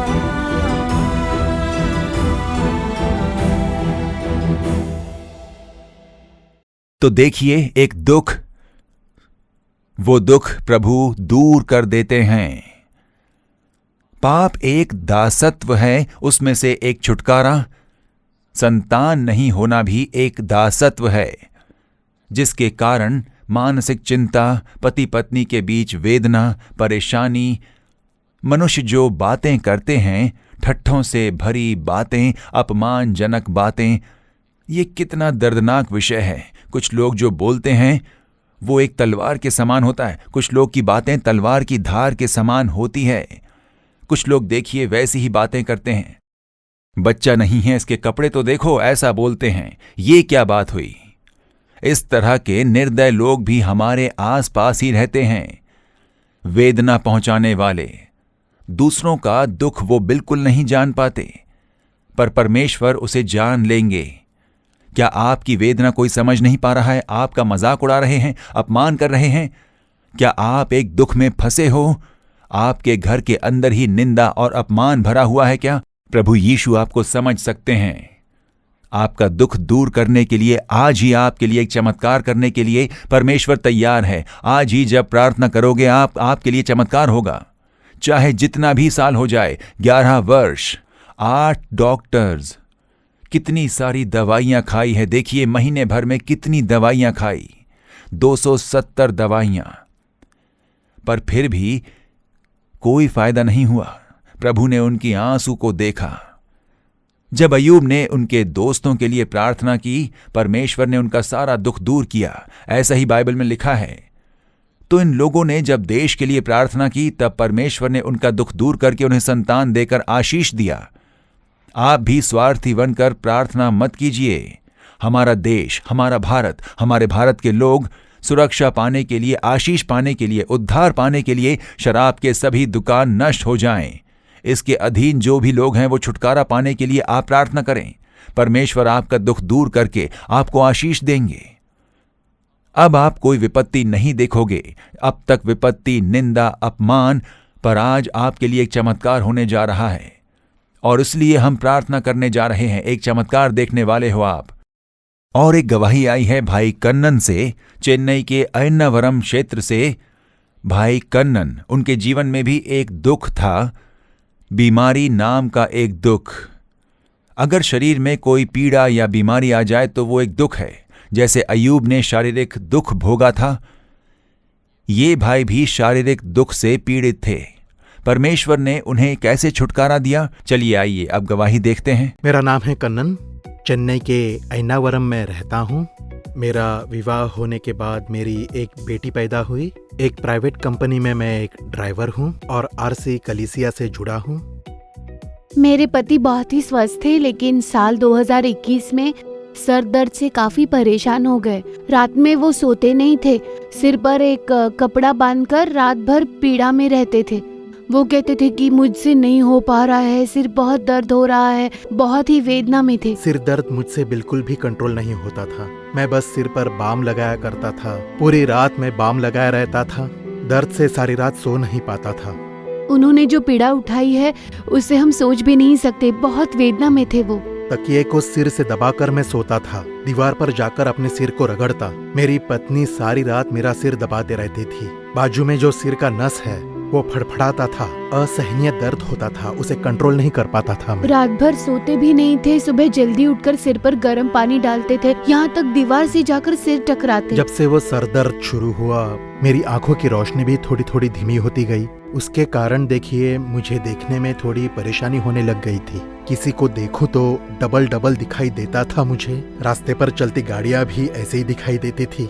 ठीक नहीं दिखता था। मेरा मन टूट गया। मैं दिल से कहता हूँ ऐसा किसी के साथ ना हो। मानसिक तौर पर मैं बहुत प्रभावित हुआ। आंखें खराब हो गई। जो आंखों की पुतली होती है वो स्टक हो गई। मैं यहाँ वहाँ नहीं देख पाता था। क्या करूँ, वैसे ही रुक गई थी आंखें। रास्तों पर सिर्फ लहरों के समान ही नजर आती थी सब कुछ। बाइक नहीं चला पाता था, खाना नहीं खाता था। मन से टूट चुका था। बस अब उतना ही, जीवन समाप्त हो गया, ऐसा ही मैं सोचता रहता। बिना सहारे के वो घर से बाहर भी नहीं आ सकते थे। नीचे उतरते समय उन्हें ये भी नहीं समझ आता कि पैर कहाँ पर रखना है। जाकर डॉक्टर को दिखाया। MRI कैंटस स्कैन, जो कि आखिरी स्कैन होता है, वो कराने के लिए कहा गया, जिसमें ये देखा जाए कि सिर पर क्या है। उसे देखकर उन्होंने कहा कि आपके मस्तिष्क में साइड में नहीं, लेफ्ट में नहीं, राइट पर नहीं, लेकिन सेंटर पर है एक गांठ है वहां पर, और अगर ऑपरेशन कर दिया तो हो सकता है कि आप कोमा स्टेज पर चले जाओ, क्योंकि गांठ बहुत ही मुश्किल भरी स्थान पर है। अगर आप अनुमति देते हो तो ऑपरेशन कर सकते हैं, नहीं तो आपकी मर्जी। आप अच्छे से सोचकर जवाब दीजिए। अपनी आंखों में आंसू लेकर ही हम वहाँ से घर लौटे। पर जैसे ही घर लौटे उस समय घर पर टीवी पर आओ प्रार्थना करे कार्यक्रम हो रहा था और हमने उसे देखा। उसमें भाई बहुत सी गवाहियां सुना रहे थे। तब हमारे भी मन में आया, क्या प्रभु हम पर दया नहीं करोगे? क्या हमारे परिवार पर आप दया नहीं करोगे? ऐसा सोचकर हम लगातार वो कार्यक्रम देखते रहे। उस कार्यक्रम में भाई ये कहते थे कि आपको भी नया जीवन प्रभु देंगे, आप विश्वास रखिए, बिल्कुल मत घबराइए, आप प्रभु यीशु मसीह से प्रार्थना करें, ऐसा वो कहते। तो हमने अर्पण के साथ प्रार्थना शुरू की। वो अलग अलग विषयों के लिए प्रार्थना करते थे। ब्रेन ट्यूमर से चंगाई के लिए, कैंसर से चंगाई के लिए, फिर चाहे किसी भी कारण गांठ क्यों ना हो। वो कहते थे कि सिर पर हाथ रख लीजिए, तो सिर पर हाथ रखकर मैं प्रार्थना करता था। जितना मैं प्रार्थना करता, दर्द कम होता गया। और इसी बीच ये दोनों आंखें जिनसे अच्छे से दिखाई नहीं देता था, वो दोनों आंखों में जिनकी दोनों पुतली बीच में रुक गई थी, वो भी अच्छे से काम करने लगी। अब मैं देख सकता हूँ, बात कर सकता हूँ, और परमेश्वर ने जो मुझे चंगाई दी है, आंखों की रोशनी लौटाने के लिए, उन्हें कोटि कोटि धन्यवाद। मैंने पूर्ण चंगाई पा ली, लेकिन मेरे अंदर मौत का एक डर हमेशा से ही रह रहा था। और उन्हीं दिनों में 3 अप्रैल साल 2022 में जब अद्भुत पर्व कार्यक्रम हम लोग देख रहे थे, जब वो प्रार्थना कर रहे थे, तब सभी का नाम लेकर वो प्रार्थना कर रहे थे, और उसी बीच मैं घुटनों पर प्रार्थना कर रहा था। सोच रहा था क्या मेरा नाम नहीं लेंगे ये, ऐसा ही मैं सोच रहा था।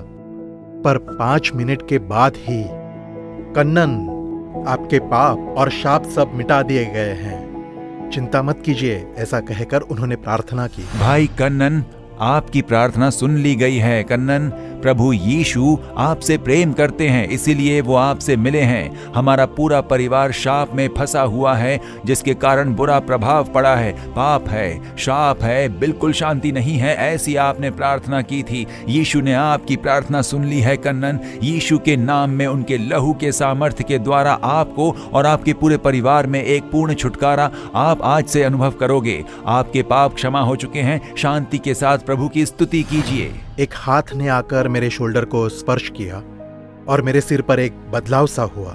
बस उतना ही। मुझे कुछ महसूस हुआ और मुझे लगा कि प्रभु परमेश्वर ने मुझे स्पर्श कर लिया है, और उस बात से मुझे बहुत खुशी हुई। और उसके बाद 10 अप्रैल को उनका सिर चकराना शुरू हो गया। फिर से मुझे अस्पताल ले गए। पुराने रिपोर्ट निकाल कर देखा उन्होंने कहा कि हमने तो पहले ही बता दिया कि ये गांठ जटिल जगह पर है, आप तुरंत आज ही एडमिट हो जाइए। जो कुछ करना है, जो कुछ चेकअप करना है, 15 दिन होंगे ऑपरेशन के लिए। और इसमें महत्वपूर्ण बात, ये ऑपरेशन 10 में से 2 लोगों में ही सफल होता है, बाकी 8 मर जाते हैं, 2 ही सफल होते हैं। अगर ये बात आप मानते हो तो आप आ सकते हो। उससे पहले जाकर आप स्कैन लेकर आइए।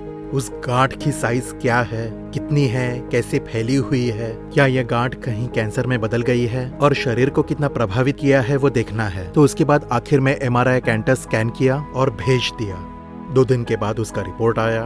जब डॉक्टरों को जाकर वो MRI की फिल्म दी गई, डॉक्टरों ने कहा आपने कौन सी दवाइयाँ खिलाई, इनमें तो कोई गांठ नहीं है, इनके मस्तिष्क में कोई बीमारी नहीं है, कोई कमी नहीं है, कोई समस्या नहीं है, ये बिल्कुल स्वस्थ है। आपने कहाँ पर जाकर ट्रीटमेंट किया, ऐसा पूछा। हमने उनसे कुछ भी नहीं कहा, बस प्रभु यीशु को धन्यवाद देते हुए हम लोग वहाँ से लौट आए। बस यही हुआ।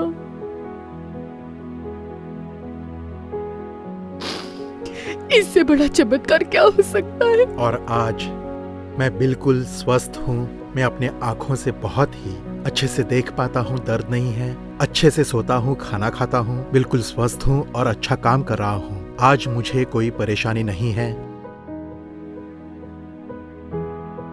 मैं एक आरसी कलीसिया से जुड़ा हूँ और लगभग 10 साल मैं चलकर जाया करता था अपनी मान्यताओं के खातिर। पर जैसे भाई मोहन ने कहा, उसके अनुसार जो बात यीशु को पसंद नहीं है, वैसे कोई भी चीज हमारे घर पर नहीं है। प्रभु यीशु ही सच्चे परमेश्वर है, इसे मैंने जान लिया है। मुझे नया जीवन देने वाले मेरे प्रभु को, जिनका सुसमाचार मुझे सबको सुनाना है, उस यीशु को कोटि कोटि धन्यवाद। यीशु की महिमा हो। कितना आश्चर्यजनक कार्य था ना। मस्तिष्क में गांठ, आंखों की रोशनी चली गई, आंखों की पुतली नहीं हिलती थी, वो बिल्कुल रुक गई थी, स्थिर हो गई थी। सब 2-2 दिखता था उन्हें। सिर का दर्द एक तरफ और दूसरी तरफ आंखों से दिखता भी नहीं था। देखिए कितनी भयंकर ऐसी स्थिति। पर यीशु ने उनका दुख दूर कर दिया। आज चंगाई देकर आज वो कितने खुश दिखाई दे रहे हैं। देखिए, मस्तिष्क में गांठ, इसके ऑपरेशन में 10 में से सिर्फ 2 ही बच पाते हैं। 8 लोगों का बचना मुश्किल होता है। अगर आप तैयार हो तो आइए। ऐसी स्थिति में स्कैन निकालकर रिपोर्ट आए तो गांठ गायब। ये कैसे संभव है? वही है यीशु। उस तरह के अद्भुत परमेश्वर हैं प्रभु यीशु। वही तो आज आपसे कहते हैं, मेरे बेटे, मेरी बेटी, अब से तुम विपत्ति नहीं देखोगे। इस विपत्ति में तुम दुख उठाए हो ना, वेदना में पड़े हुए हो, बीमारी में, दुख में, मौत के डर में हो। अब तुम ये विपत्ति नहीं देखोगे। तुम्हारा दुख मैं दूर करता हूं, ऐसा यीशु आपको देखकर कहते हैं। ये कैसे संभव है? ये बहुत ही आश्चर्यजनक है। वही तो है यीशु। वो मुफ्त में चंगाई देते हैं, वो मुफ्त में छुटकारा देते हैं।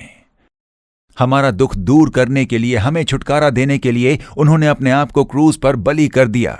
उनके हाथों में कीलें ठोकी गई और पैरों में भी वैसा ही किया गया। सिर में कांटों का ताज रखा। सब कुछ उन्होंने स्वीकार किया। अगर वो चाहते तो कोई भी उन्हें स्पर्श भी नहीं कर पाता। इतने बड़े चमत्कार करने वाले प्रभु, कौन उन्हें स्पर्श कर सकता है? लेकिन उन्होंने दुख उठा लिया, मार खाने के लिए अर्पण किया। ऐसा हम बाइबल में देख सकते हैं। और क्यों?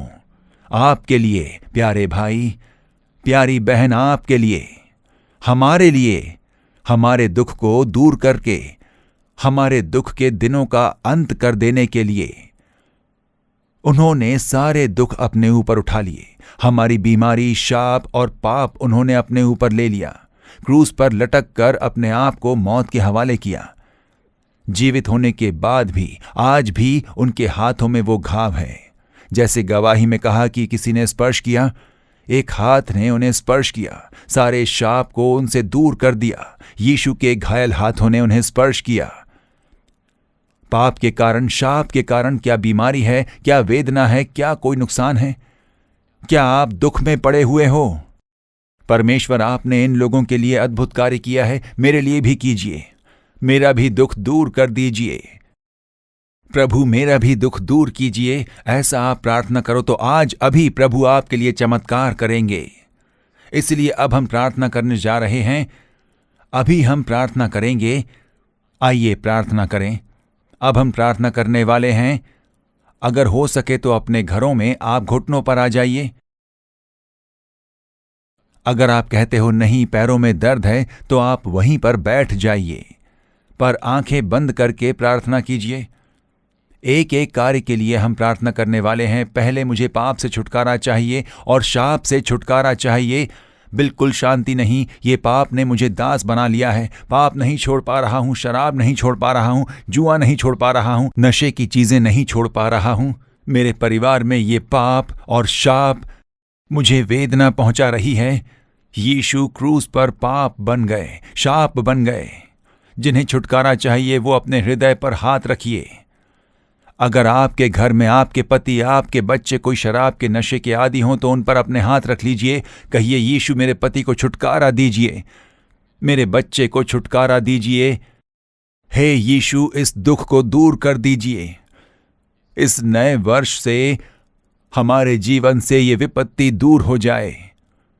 हे प्रभु, एक चमत्कार कीजिए। ऐसी प्रार्थना कीजिए, प्रार्थना कीजिए। अपनी आंखें बंद करके यीशु को देखकर प्रार्थना कीजिए। आप कहिए, यीशु स्पर्श कीजिए। हे यीशु छुटकारा दीजिए। हे यीशु आप चमत्कार कीजिए। हे यीशु इस दुख को दूर कर दीजिए। इस शराब के नशे से छुटकारा दीजिए। इस नशीली चीजों से छुटकारा दीजिए। इस पाप से छुटकारा दीजिए। इस शाप से छुटकारा दीजिए। यीशु स्पर्श कीजिए। हे यीशु स्पर्श कीजिए। प्रार्थना कीजिए। हे पिता, आंसू के साथ प्रार्थना कर रहे हैं। छुटकारे के लिए वो प्रार्थना कर रहे हैं। शराब के नशे से, दूसरी नशीली चीजों से कोई एक पाप और उस पाप की आदत से छुटकारा चाहते हैं। दया कीजिए, क्षमा कीजिए। हे यीशु छुटकारा दीजिए। ऐसी ये प्रार्थना कर रहे हैं। उनके आंसुओं को देखिए पिता, उनके आंसुओं का जवाब दीजिए पिता। उन्हें स्पर्श कीजिए। इस भाई को स्पर्श कीजिए, इस बेटी को स्पर्श कीजिए, इस जवान बेटी को स्पर्श कीजिए। आज से लेकर वो नशीली चीजें दूर हो जाएं, शराब का नशा दूर हो जाए।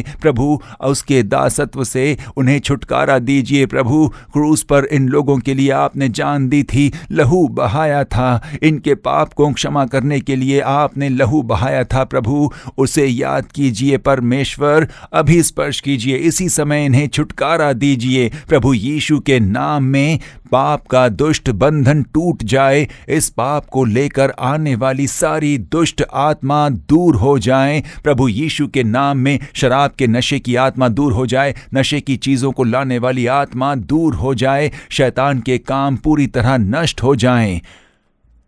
छुटकारा दीजिए, छुटकारा दीजिए। इस पाप से आप छुटकारा दीजिए। प्रभु परमेश्वर, आपके लहू से इनके हृदय को शुद्ध कीजिए। यीशु मसीह का लहू सभी पापों को मिटाकर शुद्ध करता है। इस वचन के अनुसार छुटकारा दीजिए। आपने स्पर्श किया है उसके लिए धन्यवाद। छुटकारा दिया है उसके लिए धन्यवाद। यीशु के नाम में धन्यवाद। अब जो संतान प्राप्ति के लिए प्रार्थना कर रहे हैं, अगर पति पत्नी साथ में खड़े हो तो हाथ मिलाकर प्रार्थना कीजिए। अगर कोई बहन अकेली प्रार्थना कर रही है तो अपने पेट पर हाथ रखिए। हे परमेश्वर, संतान देकर इन्हें आशीष दीजिए। ऐसे अपमान में हम लोग हैं, बहुत दुखी अवस्था में हम लोग हैं। ये विपत्ति मेरे जीवन से बिल्कुल दूर हो जाए। इस साल एक संतान देकर आप मुझे आशीष कीजिए। प्रार्थना कीजिए। प्यारी बहन, भाई, आप भी प्रार्थना कीजिए। और माँ जी, आप भी प्रार्थना कीजिए अपनी बेटी के लिए, अपने बेटे के परिवार के लिए। इस वर्ष अवश्य हमारे बच्चों पर संतान प्राप्ति का आशीष हो। वंश को बढ़ाना है, सारे दुख दूर होने हैं। आप प्रार्थना कीजिए, यीशु का नाम लीजिए। यीशु आप स्पर्श कीजिए। यीशु आप संतान सुख दीजिए। हे यीशु, बाधा को आप दूर कीजिए। परमेश्वर का सामर्थ्य उतर रहा है यीशु के नाम में, यीशु के नाम में। हे परमेश्वर, ये बच्चे जो आंसू बहा रहे हैं उनका का जवाब दीजिए। इसी समय आपका सामर्थ्य उन्हें स्पर्श करने दें। गर्भ की सारी समस्याएं दूर हो जाएं, दूर हो जाएं। शैतान जो दुख ला रहा है वो दूर हो जाए। गर्भ में बाधा पहुंचाने वाली दुष्ट आत्माएं दूर हो जाएं। इस आशीष के विरोध में काम करने वाली, बाधा पहुंचाने वाली दुष्ट आत्मा दूर हो जाए, छुटकारा हो जाए। आप स्पर्श कीजिए प्रभु, आपका सामर्थ्य उतर आए। अभी आपका सामर्थ्य उन्हें स्पर्श करके उन्हें पूर्ण छुटकारा मिल जाए, छुटकारा मिल जाए, छुटकारा प्राप्त कर लें। आपने स्पर्श किया उसके लिए धन्यवाद। गर्भ का फल देने के लिए प्रभु आपका धन्यवाद, आपका धन्यवाद, आपका धन्यवाद। आप स्पर्श कर रहे हो, आप छुटकारा दे रहे हो प्रभु। आज इनके आंसू पोंछ दीजिए, इस बहन के आंसू पोंछ दीजिए, इस भाई के आंसू पोंछ दीजिए। एक चमत्कार करके आशीष दीजिए यीशु के नाम में, यीशु के नाम में आशीष दीजिए प्रभु, आशीष दीजिए प्रभु। आप स्पर्श कर रहे हो उसके लिए धन्यवाद। बहुत सारी माएँ प्रार्थना कर रही हैं, मेरे बच्चों को आशीष कीजिए। मेरी बेटी निंदा और अपमान में जी रही है, मेरी बेटी के आंसू पोंछ दीजिए प्रभु। ऐसी कई माएँ प्रार्थना कर रही हैं, उन सभी की प्रार्थना का जवाब दीजिए प्रभु, और उनके वंश में और अधिक संतान प्राप्ति का सुख देकर आप आशीष कीजिए। अभी आप आशीष से भर दीजिए परमेश्वर, आपका धन्यवाद। हर एक को स्पर्श कीजिए प्रभु, संतान का सुख होने दीजिए, उनका अपमान बदलकर उन्हें खुशी से भर दीजिए। आपने स्पर्श किया है उसके लिए धन्यवाद, आशीष कर दिया है उसके लिए धन्यवाद प्रभु। जो लोग बीमार हैं अपनी बीमारी के स्थान पर हाथ रखिए। सिर पर बीमारी है तो सिर पर हाथ रख लीजिए, आंखों में समस्या है तो आंखों में हाथ रख लीजिए, अगर कान में समस्या है तो अपने कान पर अपने हाथ रख लीजिए, अगर हृदय में समस्या है तो अपने हृदय पर अपने हाथ रख लीजिए।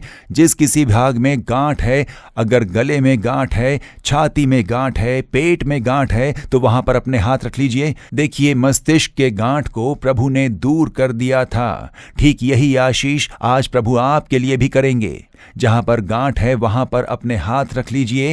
हे यीशु स्पर्श कीजिए, इस गांठ को दूर कर दीजिए, इस गांठ को मिटा दीजिए। कैंसर का गांठ, टीबी का गांठ, थायराइड का गांठ, अभी परमेश्वर का सामर्थ्य आप पर उतर रहा है। गर्भ में जो गांठ है उससे छुटकारा, आर्थराइटिस, जॉइंट्स में दर्द, हड्डियों में लकवे की बीमारी, हाथों में और पैरों में दिखने वाली जो सूजन है उस पर हाथ रखकर प्रार्थना करें। चर्म रोग सभी यीशु के नाम में, यीशु के नाम में यीशु अब स्पर्श कर रहे हैं। यीशु मुझे स्पर्श कीजिए, हे यीशु मुझे चंगा कीजिए, हे यीशु, यीशु ऐसा नाम बुलाइए। यीशु मसीह के नाम में चंगाई हो जाए, यीशु के नाम में छुटकारा। यीशु छुटकारा दीजिए, यीशु चंगाई दीजिए। यीशु का नाम जैसे जैसे आप लेते हो परमेश्वर का सामर्थ्य आपके ऊपर उतर रहा है।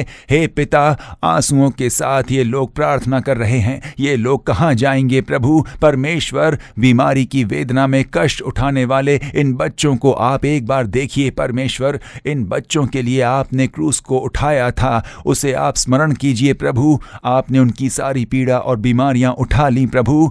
बीमारी से ग्रस्त हर एक को आप स्पर्श कीजिए पिता। इनके सिर से पांव तक चंगाई का सामर्थ्य उतर जाए प्रभु। यीशु मसीह के नाम में ऐसी मैं प्रार्थना करता हूं, हड्डियों में दिखने वाली हर एक बीमारी और वेदना दूर हो जाए, दूर हो जाए। जिन पैरों में समस्या है, ऐसे बच्चे जो वेदना में हैं उन्हें स्पर्श कीजिए। प्रभावित हुए पैरों में चंगाई आ जाए, लकवे की बीमारी दूर हो जाए। पैरों में जो सूजन दिखाई दे रही है वो यीशु के नाम में चंगी हो जाए। आज ही चंगे होकर वो उठकर चलने फिरने लग जाएं। मौत का दुष्ट बंधन टूट जाए यीशु के नाम में। मौत का बिस्तर बदल जाए प्रभु यीशु मसीह के नाम में। अभी प्रभु यीशु मसीह के नाम में मौत का बंधन टूट जाए, पूर्ण छुटकारा हो जाए।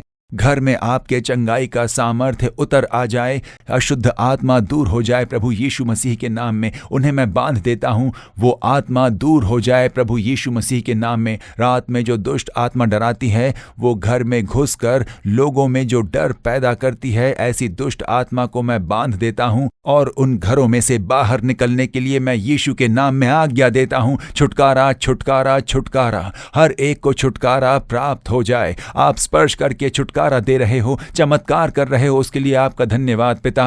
हे पिता, सारा दुख इस समय दूर हो जाए और ये लोग एक बड़ा छुटकारा देखें। अब तुम विपत्ति नहीं देखोगे, ऐसा आपने कहा था। आपसे ये बच्चे विपत्तियां नहीं पर सिर्फ भलाई देखने के लिए आशीष बनी रहे। जो भी आशीष रुकी हुई थी वो आशीष अब बनी रहे। विवाह संबंधी कार्य सफल करके इन बच्चों के लिए एक आशीष भरा परिवार दे दीजिए प्रभु। जो कोई अपने बच्चों के विवाह के लिए प्रार्थना कर रहे हैं, परमेश्वर उन्हें सफल कर दीजिए। आशीष से भरा एक परिवार दे दीजिए। संतान का सुख देकर इन्हें आशीष दीजिए। अपना घर चाहिए ऐसी मांग करने वाले हर एक बच्चे को इस साल खुद का एक घर दे दीजिए। और भी प्रभु, इस साल में ये बच्चे जो भी भलाई पाना चाह रहे हैं, यीशु के नाम में वो सारी भलाई इन बच्चों के जीवन में हो जाए, कार्य सफल हो जाएं। कर्ज की समस्या, पैसों की समस्या, गरीबी, कष्ट झेलने वाले हर एक बच्चों के लिए प्रार्थना करता हूं, इसी साल सारे कर्ज मिटा दिए जाएं। फिर से ये बच्चे कर्ज ना लें, कर्ज देने वाले लोगों में बदल दीजिए। यीशु के नाम में कर्ज की सारी समस्याएं दूर हो जाएं, गरीबी दूर हो जाए, पैसों की भरपूरी हो जाए, रुकी हुई सारी भलाई, खोई हुई सारी भलाई फिर से लौट आने दो।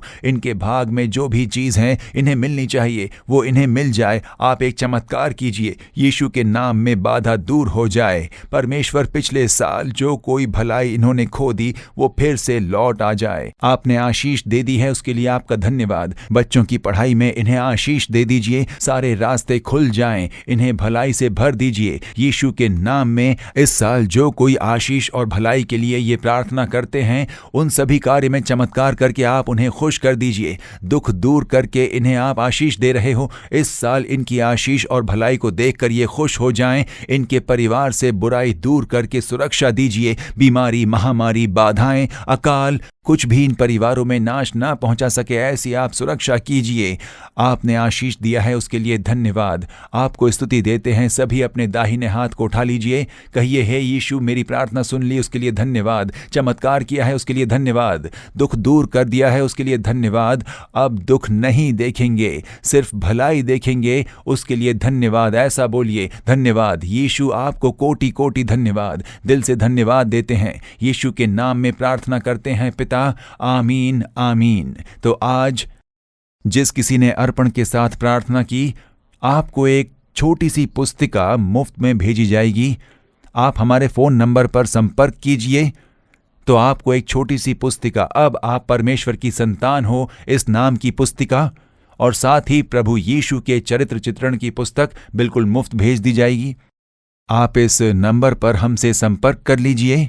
ये तमिल, तेलुगु, कन्नड़ा भाषा में उपलब्ध है, हिंदी भाषा में भी है। छोटी सी पुस्तिका है, तो इस समय प्रार्थना के समय आपके साथ क्या हुआ ये इस पुस्तिका के द्वारा आप समझ पाओगे। आने वाला समय समस्याओं से भरा है। आने वाले समय में बड़ी तबाही इस दुनिया में आने जा रही है, इसलिए अपनी प्रार्थना बढ़ा दीजिए। पारिवारिक प्रार्थना छोड़ मत दीजिए। अगर हो सके तो हफ्ते में एक बार आप उपवास की प्रार्थना कीजिए। मैंने कहा है कि जब आप रविवार को चर्च जाते हो तब उपवास के साथ जाइए। सुबह बिना खाए उपवास के साथ आप आराधना कीजिए। आराधना के बाद घर में आने के बाद परिवार के साथ मिलकर 1 घंटे गीत गाकर स्तुति के साथ अपने परिवार के लिए प्रार्थना कीजिए। आपके प्रार्थना के लिए, आपके कार्य, बिजनेस, नौकरी और बच्चों की पढ़ाई के लिए, आपके हर एक कार्य के लिए प्रार्थना कीजिए। यीशु के लहू में अपने आप को अर्पण करके आप प्रार्थना कीजिए, हे प्रभु यीशु के लहू में मैं खुद को, बच्चे को और पूरे परिवार को अर्पण करता हूँ। कोई विपत्ति न स्पर्श कर सके, कोई महामारी न स्पर्श कर सके, अंत के समय की कोई भी तबाही न स्पर्श कर सके, ऐसा कहकर आपको प्रार्थना करनी है। उस प्रार्थना को बढ़ा दीजिए, उसे छोड़ना नहीं। आप लोग ध्यान से प्रार्थना कीजिए। तो अब हम हमारे अगले कार्यक्रम में आप लोगों से फिर से मुलाकात करेंगे। लगातार हमारे लिए और यीशु छुड़ाता है सेवकाई के लिए आप प्रार्थना कीजिए। इस वर्ष हमारे लिए काफ़ी जिम्मेदारियों को प्रभु ने हम पर रखा है। कौन से कार्य करने हैं, किस कार्य को पूरा करना है, ऐसे कई कार्य हैं। तो आपकी प्रार्थना ही हमें संभाल कर स्थिर रखती है। प्रार्थना करना मत भूलिए। हर एक प्रार्थना में हमारे लिए, मेरी पत्नी, मेरी बेटी और यीशु छुड़ाता है परिवार के लिए, लीडर्स, सेवकाई के हर एक लोगों के लिए आप प्रार्थना कीजिए। नालुमा वड़ी में हर एक दिन हीलिंग मीटिंग का आयोजन किया जाता है। सुबह 11 से लेकर दोपहर 12:30 बजे तक होता है। जो लोग बीमार हैं वो नाके की प्रार्थना तक इंतजार करें, ऐसा जरूरी नहीं। अगर कोई दुष्ट आत्मा के बंधन में है, छुटकारा चाहिए, प्रार्थना करवानी है, तो आप यहाँ आकर रोजाना जो सुबह 11 से लेकर दोपहर 12:30 तक प्रार्थना होती है, वहां पर आप आकर भाग लीजिए और अपना छुटकारा पा लीजिए। परमेश्वर का हाथ आपको स्पर्श करेगा। लगातार आपके लिए प्रार्थना कर रहे हैं। परमेश्वर का आशीष आपके साथ बनी रहे। आमीन। For further details and prayer support, contact Jesus Redeems Ministries, Nallumavadi, Tuticorin District, 628211. Our phone number 04435454545. Email info@jesusredeems.org. Our website www.jesusredeems.com. God bless you.